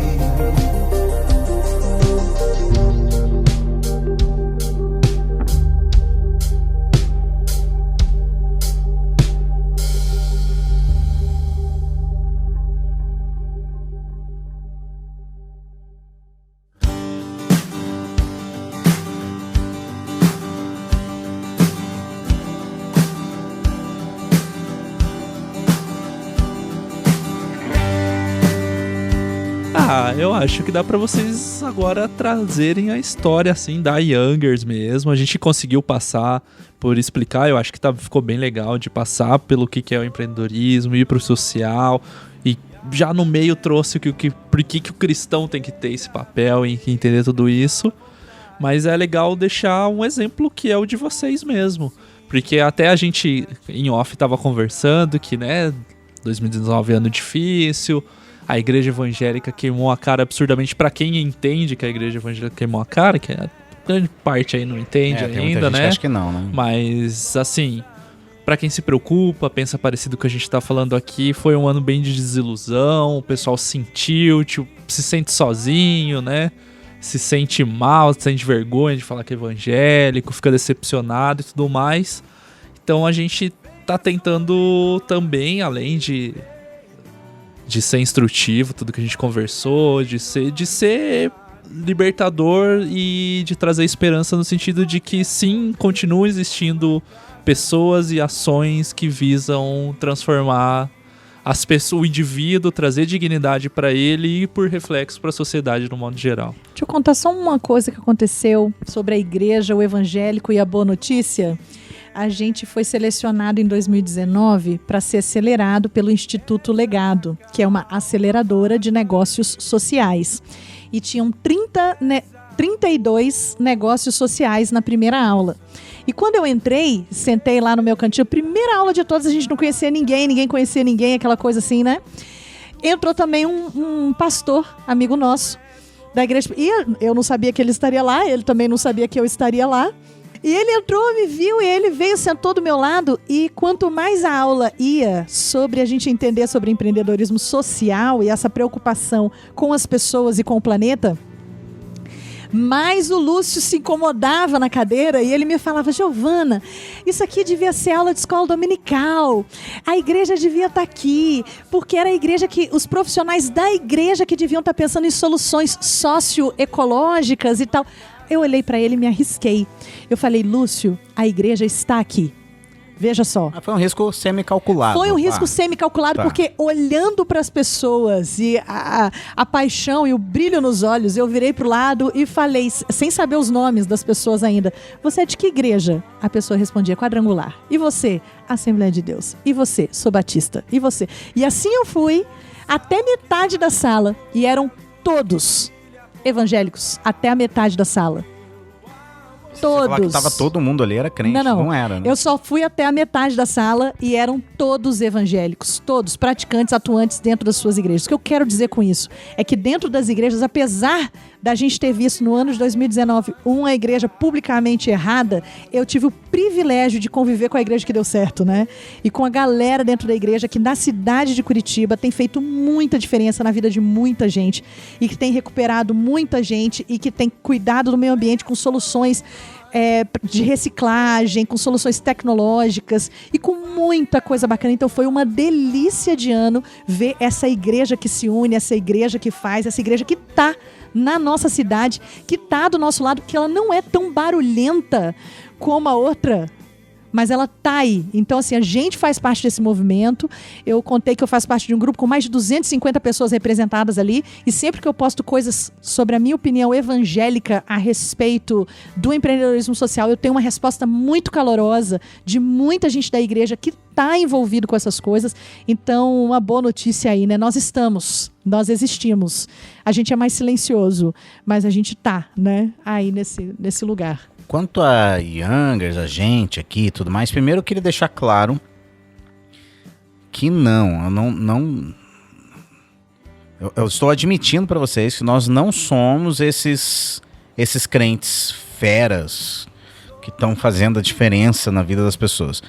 A gente continua sendo uns vagabundinhos, safados, sem vergonha, pecador.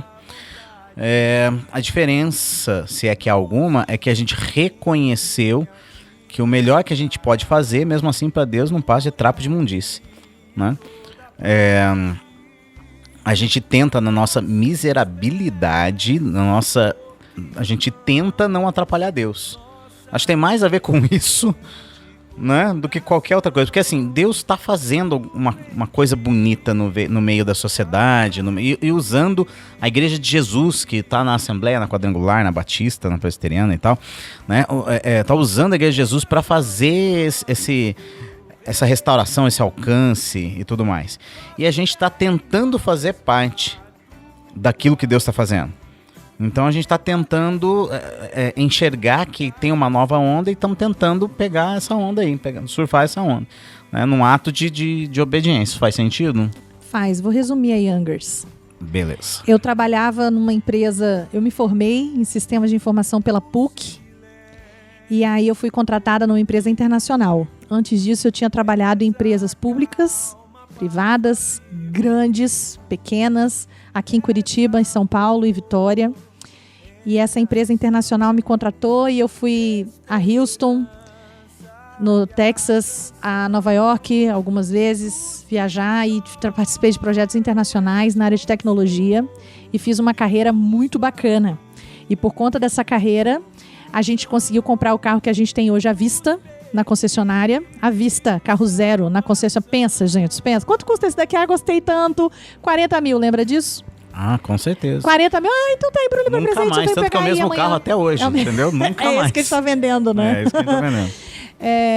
A gente conseguiu comprar um apartamento de 3 quartos, suíte, com churrasqueirinha na varanda, num condomínio que tem piscina de adulto, piscina de criança, brinquedoteca, academia. Que está financiado pela Caixa. A varandinha já é nossa. O restante está tudo lá vai financiado. pintando na planta assim, Isso, né? Exatamente, o tanto que a gente já conseguiu, né? Mas se bobear, o apartamento também vai bailar agora em 2020, a gente também vai se desfazer deles. Estão elefantes brancos assim na nossa sala, estão ocupando. A sociedade falou que a gente tinha que ter um... A sociedade falou, a gente acreditou e a gente comprou, mas hoje a gente percebe que não precisa disso na vida e a gente está se desfazendo, né? E esse empregão, dentro dessa empresa eu fui promovida 3 ou 4 vezes em carteira de trabalho, promoções oficiais mesmo, né? Estacionava o carro do lado da gerência, a empresa não sabia como lidar comigo. Recebia a carta na bancada de trabalho. Ah, você trabalhou com ela, né? Agora que entra a parte que você trabalhou com ela. Quando tem a piada do Albert Einstein, eu era o menino.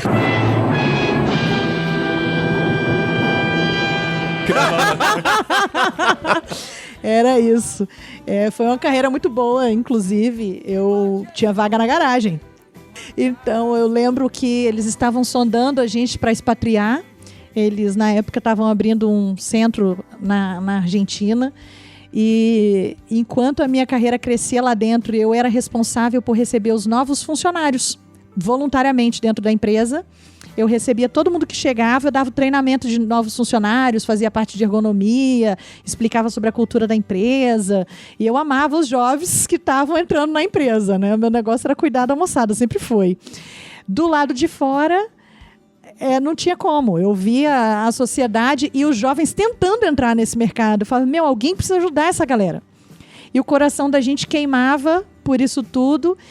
E quando eu parei a segunda criança, eles já começaram a ficar um pouco preocupados, porque a família começa a ficar mais pesada, né? Para crescer dentro. Eu sou mulher, mãe, E aí já começa a ficar mais complexo, porque eu comecei a deixar de topar qualquer parada, qualquer horário, qualquer viagem, porque aí eu já comecei a mudar um pouco a prioridade. Ali, com uma ideia na cabeça e um propósito nas mãos, nasceu a Youngers, que era acreditar na juventude que queria entrar desse universo da onde eu queria sair. Enfim, a gente entendeu de Deus que a gente precisava, naquele momento, eu precisava devolver para a sociedade. A minha história é que eu, com 17 anos, eu não acho que eu seja uma pessoa burra, mas a primeira vez que eu tentei o vestibular, eu reprovei. E eu achei que aquele era o fim da vida. Assim como muitos jovens que tentam vestibular e reprovam. Eles acham que vão morrer. Eu achava que eu ia morrer. E um grupo de uma organização chamada Mocidade para Cristo me encontrou perdida e disse, você não vai morrer por causa disso. E eles realmente acreditaram em mim e disseram que havia futuro, havia vida após uma reprovação no vestibular. E foi uma reprovação pública, né? Eu saí na capa do jornal reprovada. É outra história isso. História de vestibular. Histórias de vestibular, né? E aí, quando eu já estava mais velha com as crianças, eu pensei, sabe aquele menino que está reprovando vestibular hoje? Eu preciso voltar e fazer uma coisa por ele.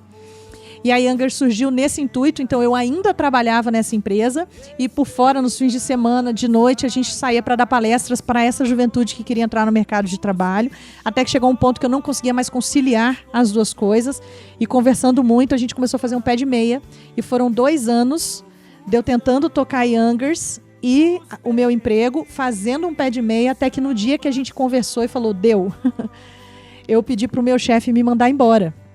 E o meu chefe era um americano que disse, você tá maluca? Por que raios eu te mandaria embora? Eu falei, não, inventa alguma coisa, mas me manda embora, porque aqui no Brasil, se eu for mandado embora, eu ganho o dinheiro da rescisão e eu preciso dessa grana para tocar o meu negócio. E daí ele falou que não tinha como, mas aí ele acabou descobrindo que algumas outras pessoas, acho que 4 outros funcionários de outro setor seriam mandados embora e que era compatível com o meu salário, tipo, eu valia os 4. E eu falei, me manda embora, eu tô pedindo pra sair. Deixa os 4 aí e parte comigo. Ele falou, então tá bom, você vai ser mandado embora daqui a uma semana, blá blá blá, vai passar lá no médico, vai fazer exame, blá blá blá. Eu juntei todas as minhas coisas, eu despedi do time, mas no dia mesmo que o supervisor chegar, você está sendo mandado embora por baixa performance e mau comportamento. Aí eu... E eles olhando pra mim, tipo, a gente precisa dizer uma coisa ruim. Ninguém vou te mandar embora porque você é legal. Nós não gostamos de pessoas legais nesse ambiente. Vou te mandar embora porque você pediu. Aí o governo veio, chega a patrulhinha do Ministério do Trabalho e fala, não pode fazer isso, pessoal. Tipo isso. Ai, a gente abriu mão dessa... Foi uma decisão junta, né? Nossa, em família. E no mesmo mês em que eu saí da empresa, a gente saiu do nosso apartamento e veio morar aqui na comunidade. A gente já tinha um trabalho aqui na comunidade. Tem uma historinha também de vir morar aqui. Porque eu me lembro, assim, eu dava aula aqui na comunidade de jiu-jitsu brasileiro. E eu me lembro que 2007 foi um ano difícil, nosso casamento, porque essas coisas de viagem, de ganhar, de ministério, de trabalho, de blá blá blá. Eu dava aula aqui e tal, e a gente já tinha um trabalho que era escola dominical com as crianças aqui. E era cansativo, tinha que sair lá do apartamento, vir pra cá e tal, não sei o quê. E um pouco, um dos pivôs desse desconforto no casamento também era essa ida e vinda e tal. Mas, cara, Deus estava por trás disso e a gente nem, né, imaginava tudo que tinha pra acontecer. Porque Giovana querendo empreender, querendo abrir a Youngers, que na época não tinha esse nome, tinha outro nome. E de repente eu tava tentando me encontrar ministerialmente no que eu tinha que fazer da vida. Eu cheguei na minha igreja e falei, escuta, vocês vão me usar com a juventude local aqui, porque MPC, sempre trabalhei com jovens e tal. Não é possível, vocês têm que me usar pra alguma coisa e tal. E aí o pastor falou assim, olha, você não disse que tinha interesse um dia em abrir uma igreja e morar e tal. Eu me lembro quando eu cheguei em casa, eu falei com a Giovana assim, falei, Gê, mas eu vim orando já no carro, falei, Deus, se for tua vontade, ela vai falar sim, se não for, ela vai falar, não, beleza, vamos pra frente, né? Vai falar com calma, sim ou não? O pior é que eu cheguei vim orando, falei, Deus, tá, a resposta tá na Giovana, mas realmente meu coração tá queimando lá, tô com vontade mesmo de fazer alguma coisa lá no Capanema, né? Cheguei na Giovana e falei pra ela, olha, vou ser bem sincero com você, ser bem direto, objetivo, eu acho que a gente precisa, né, avançar lá no Capanema, a gente precisa implantar uma igreja e a gente tem que uma hora ir morar lá dentro. Aí Giovana, eu me lembro que ela tava mexendo no celular, ela tava no cantinho da parede, o celular tava ligado na tomada, assim, ela tava carregando, ela parou, colocou o celular de lado, olhou no vazio, eu falei, putz, agora lascou, né? Agora foi. Ela balançou a cabeça e falou assim, é mesmo, é isso mesmo que a gente tem que fazer. Falei, cara, é confirmação divina, vamos aproveitar, vamos rápido antes que mude de ideia. Não, tô brincando. Mas ali teve toda uma convergência, né, nossa, do tempo da empresa grande que ela trabalhou, quase que eu falo de novo o nome, a empresa grande ela trabalhou, o ministério, sabe, havia todo, se você não é crente, você vai falar assim, o universo estava confluindo para que estava conspirando para que desse certo. Então foi um momento assim de muita certeza, muita convicção de que era isso mesmo que a gente tinha que fazer. Foi um momento gostoso, né? Que pauta a nossa vida. A gente, quando lembra daquele momento, a gente fala, puxa, não, é isso mesmo, vamos caminhar que é por aqui. Quando a gente veio pra cá, tinha data pra sair. Verdade, bem lembrado. A gente ia ficar teoricamente 5 anos. Até a mais velha pré-adolescer, pra ela não se envolver com as coisas ruins da comunidade. Né? Com as drogas então, e o baile nosso funk. nível de pré-espaço-conceito, mesmo com a gente tendo o coração que a gente tem, a gente não sabia nada. Nada. Absolutamente nada sobre o que é a vida na comunidade. O que a gente sabia era baseados nos nossos preconceitos. Por isso que tinha data pra sair. Então a gente... eu sou desconstruída diariamente nesse lugar. E eu fico... Kleber até brinca comigo que eu tenho muita paciência com as pessoas que fazem as mesmas perguntas sempre, do tipo, mas é seguro? Eu posso ir de carro? Mas você não tem medo? E eu sempre respondo com muita calma, porque foram perguntas que eu fiz. Eu entendo de onde estão vindo essas perguntas. A gente não sabe nada. E é muito triste quando pessoas que não sabem nada vêm para mim me dizer o que eu tenho que fazer aqui na comunidade. Muita gente vem aqui dizendo, Giovana, eu tenho uma ideia ótima para você fazer aí na sua comunidade. Eu também ouço. Sempre ouço. Às vezes acontece alguma coisa interessante. Né? Às vezes... É mesmo? Diga-me mais. Mais sobre isso. Manda ali naquele e-mail, arroba qualquer coisa. Arroba não me encha.com. Que é o que a Giovana nunca abre, né? Assim mesmo. Porque como a gente é prepotente, como eu era... Quem sou eu na fila do pão pra dizer pra esse povo algum... Sabe como? De saber o que eles querem e precisam. De saber o que eles querem e precisam. O que aconteceu com a Youngers? Por que os últimos 2 anos deram tão certo? 5 prêmios em 12 meses. Da onde isso? Porque a gente se rendeu à estratégia de Cristo. Deus sabe tudo. Aí chega o cego. Aí ele vira pedindo, né? Aí ele vira pro cego e faz o quê? O que queres que eu te faça? Qualquer um, né? Já ele fala, tá louco? Você não tá vendo o cara é cego? Você não tá vendo o cara é cego? Aí a gente resolveu parar e perguntar. Ao invés de dizer pra comunidade o que ela tem que fazer pra sair da pobreza, foi olhar pra elas e dizer o que vocês querem que a gente faça. Afinal de contas, convenhamos, Deus preparou a gente pra que... Olha o ponto. Teoricamente, qualquer resposta que eles dessem, a gente acionaria uma rede imensa de contatos e de pessoas, e de coisas, de movimentos, e de escolas, e de empregos, e de tudo, para resolver. Não é que a gente tenha a resposta, mas a gente chegou aqui num ponto em que a gente conhece tanta gente que qualquer coisa que o povo daqui peça, a gente vira ponte para realizar. Mas precisa partir deles. Então, quando o empreendedorismo, ele parte deles, não sou eu que estou aqui montando uma cooperativa, uma galera, não aguento mais. Giovana, vamos montar uma cooperativa de costureira. O que é montar uma cooperativa de costureira? Eu sei o que vou fazer.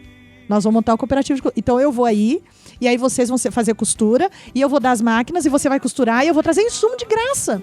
Porque eu fiz um contato com uma fábrica tal, vou dar retalho, e vocês vão costurar, e vocês vão ganhar dinheiro. Sou eu o quê? Dizendo pro povo que eles vão fazer. Nenhuma cooperativa funciona aqui. Nenhuma cooperativa.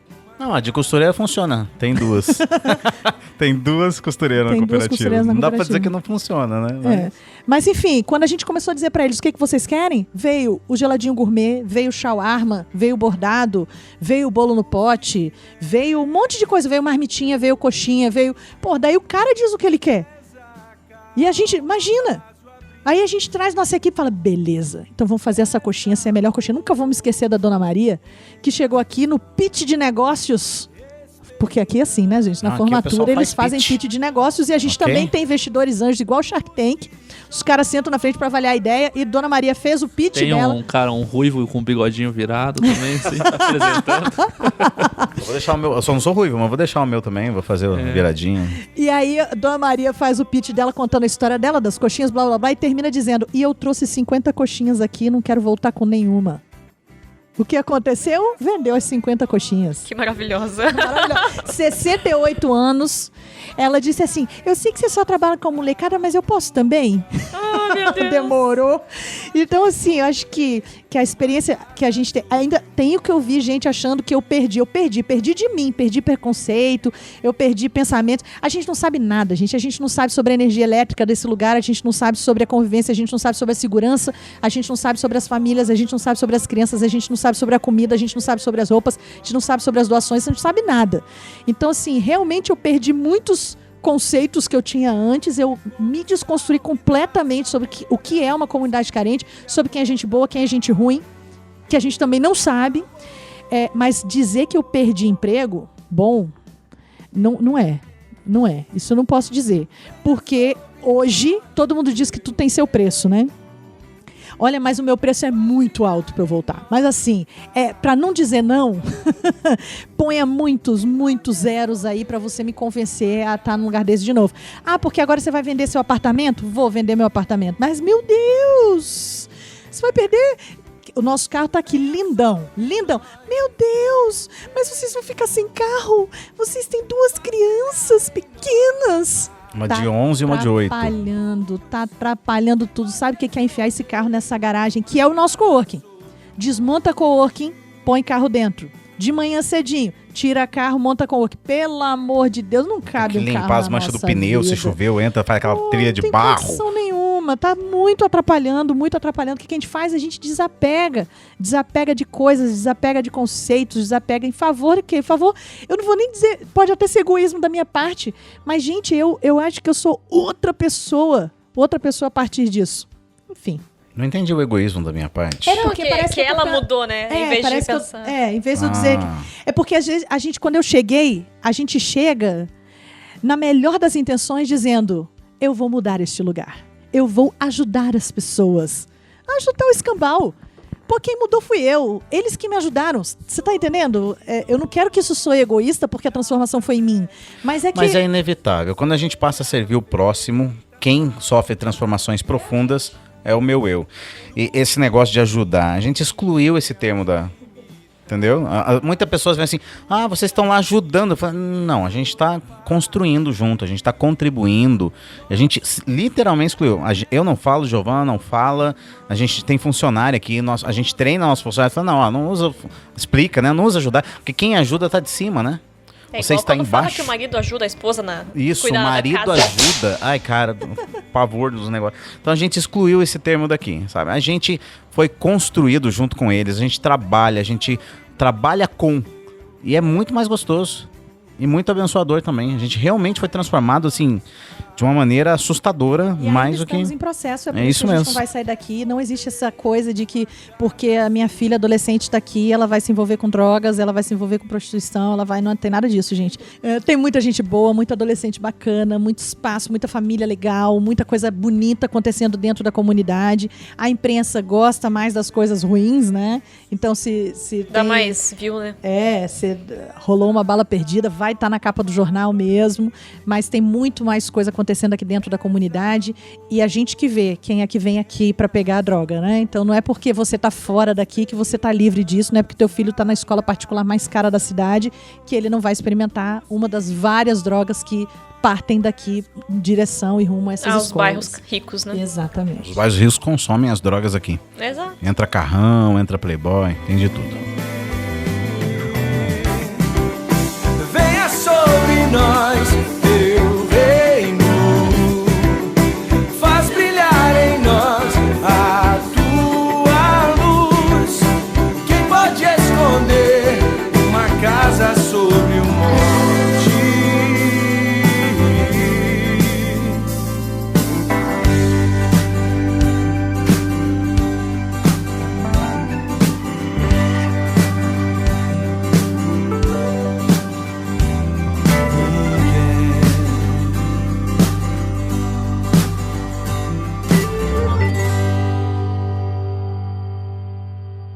Existo.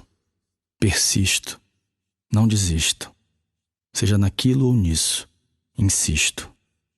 No coração a oração, o rito, a fé, o mar e o não dito. A dor, o amor e o equilibrar infinito. Existo. Cotidiano explícito.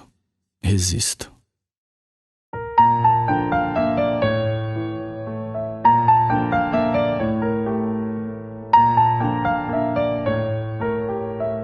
E você que ouviu, gostou do papo, deu aquela aquecidinha no coração, mas deu aquela coceira de querer fazer alguma coisa também, se motivou.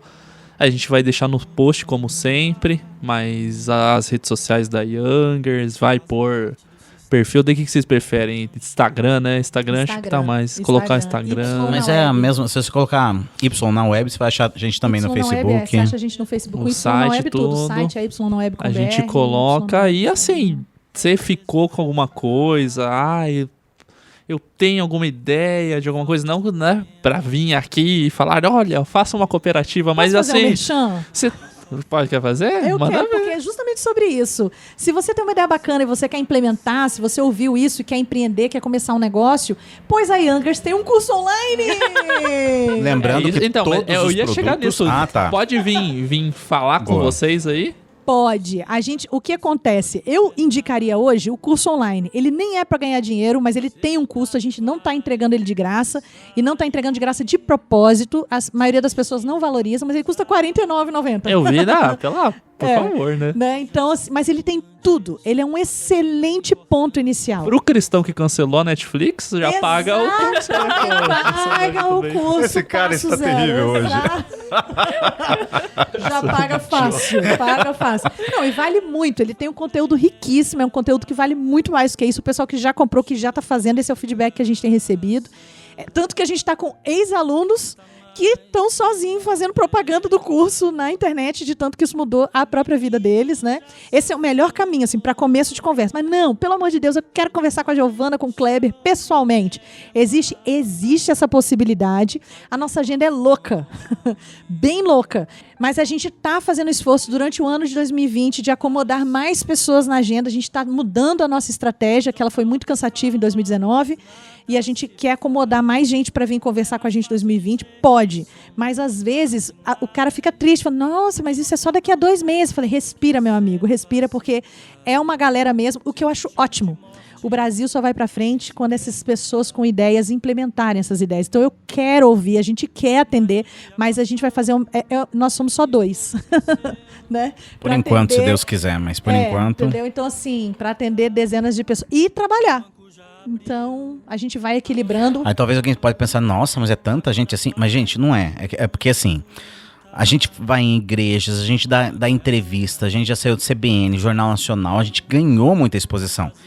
Então, essa exposição aumentou a quantidade de pessoas que nos procuraram.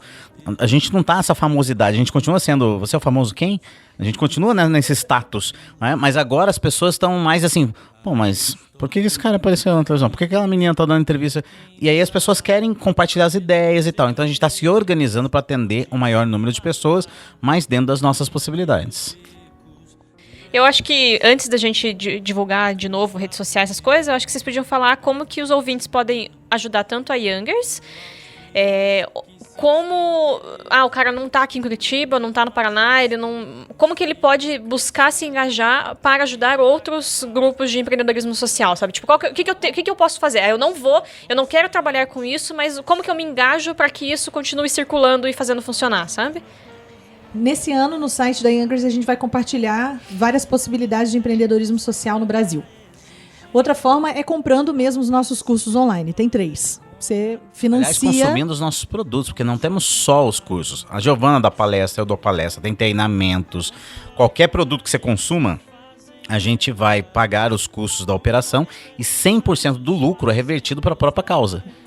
Outra maneira é, aqui com a gente, independente da cidade onde a pessoa esteja, ela agora em 2020 vai poder ser um mentor dos nossos empreendedores. Não precisa ser empreendedor para isso, não precisa ter experiência com empreendedorismo, mas precisa ter muito amor, paixão por pessoas em vulnerabilidade, porque a ideia do mentor é só pegar na mão e garantir que o cara vai seguir o passo a passo que ele tem aprendido com a gente. Então vai ter um cadastro no nosso site e vai ter uma seleção de mentores para que os nossos empreendedores sejam acompanhados semanalmente. Você pode estar em qualquer lugar do Brasil para fazer isso, porque essa mentoria vai ser online. Se você está aqui em Curitiba, durante o ano de 2020, a gente tem várias oportunidades para que as pessoas venham aqui no Coworking participar pessoalmente das nossas atividades, como ouvintes, como facilitadores e como trabalhadores, que assim, às vezes são reformas, pinturas, limpezas, e a gente vai ter esses multirões e as pessoas vão poder também, dentro do site, se cadastrar para vir presencialmente aqui participar, ou ouvindo as nossas palestras, ou compartilhando conhecimento em oficina, tudo gratuito, tá? Ou vindo aqui nos nossos mutirões de reforma e limpeza para colocar a mão na massa. E assim, como a gente falou durante o programa, de se buscar coisas que te motivem. Então, é importante, a gente às vezes se perde em rede social, só com discurso de ódio, só com problema o tempo inteiro. Tente, pelo menos a gente tem tentado aplicar isso na vida, falando por mim e pela Tami, de buscar coisas que nos motivem a fazer, mudar essa situação que a gente tá achando que tá errado. Então, ficar falando, sendo bem sincero, ficar falando na internet é muito fácil.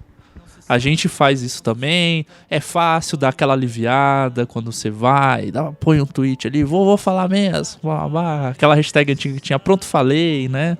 Manda uma dessa, mas na prática não resolve muita coisa e se a gente não fizer, não vai acontecer. Então, pode parecer musiquinha de final de ano da Globo, mas não é. A gente tem que ir fazer mesmo e procure ouvir. Não é só a Crentaços que traz gente que tá fazendo alguma coisa pra falar. Ainda não tem muito lugar pra achar cristãos falando sobre isso, mas você consegue encontrar. Tem muito projeto, massa social, não só de empreendedorismo social, de outras coisas, ONGs mesmo que fazem trabalho muito bom. Deve ter alguma perto da tua cidade, na tua própria cidade. Tem que procurar. A internet tá aí, né? Se você conseguiu baixar um podcast para escutar, você consegue procurar, encontrar. Mas vamos atrás de fazer alguma coisa. E para resolver é muito forte, mas para ajudar. Isso. Participar, né? Acho que... Não pode falar ajudar, aprendi. Desculpa, gente. Pode, claro que pode. Pra você, né? Pra fazer começar, parte pra começar uma mudança. desse motor. É isso aí. Bom, então, o que mais? Eu queria agradecer a presença de vocês, porque você falou no começo que, puxa, finalmente, né? Queria agradecer, é uma honra. Pra gente é uma honra. É verdade, gente. Pra gente é uma honra. A gente é fã de vocês, a gente vocês são o máximo. Tudo bem que faz um tempão que a gente não acompanha, porque a gente nem sabia direito o que a Crentaços estava produzindo, né? Mas saber que tá vivo, que tá fazendo e tal, é muito legal. E pra mim, voltar a casa, né? O bom filho volta ao lar. Então, pra mim é um prazer inenarrável. Vocês fazem um serviço muito importante. Eu acho que disseminar conhecimento é fundamental, fazer as pessoas pensarem. Vocês estão de parabéns, que Deus abençoe vocês da cabeça aos pés, porque, né, gente, vamos combinar que é tudo voluntário, né? Então, é investimento de tempo para compartilhar conhecimento com gente que a gente às vezes nem vê, nem sabe para onde que isso vai, nem sabe que tipo de retorno isso pode causar, ou quanto a gente pode, de repente, cutucar uma pessoa e essa pessoa ser transformadora de alguma outra coisa, né? Então, parabéns mesmo. Deus abençoe. Muito legal. Não deixar que nos parem com o seu terror. Com suor e coragem se fazem heróis. Com amor e esperança nos fazemos nós, heróis do dia a dia na vida que tem. A luz que esperamos um dia já vem. Empunhemos a espada da educação. Estejamos atentos e fortes, irmãos, pois a luta é diária e interna também. Mas o amor sempre vence. Amém.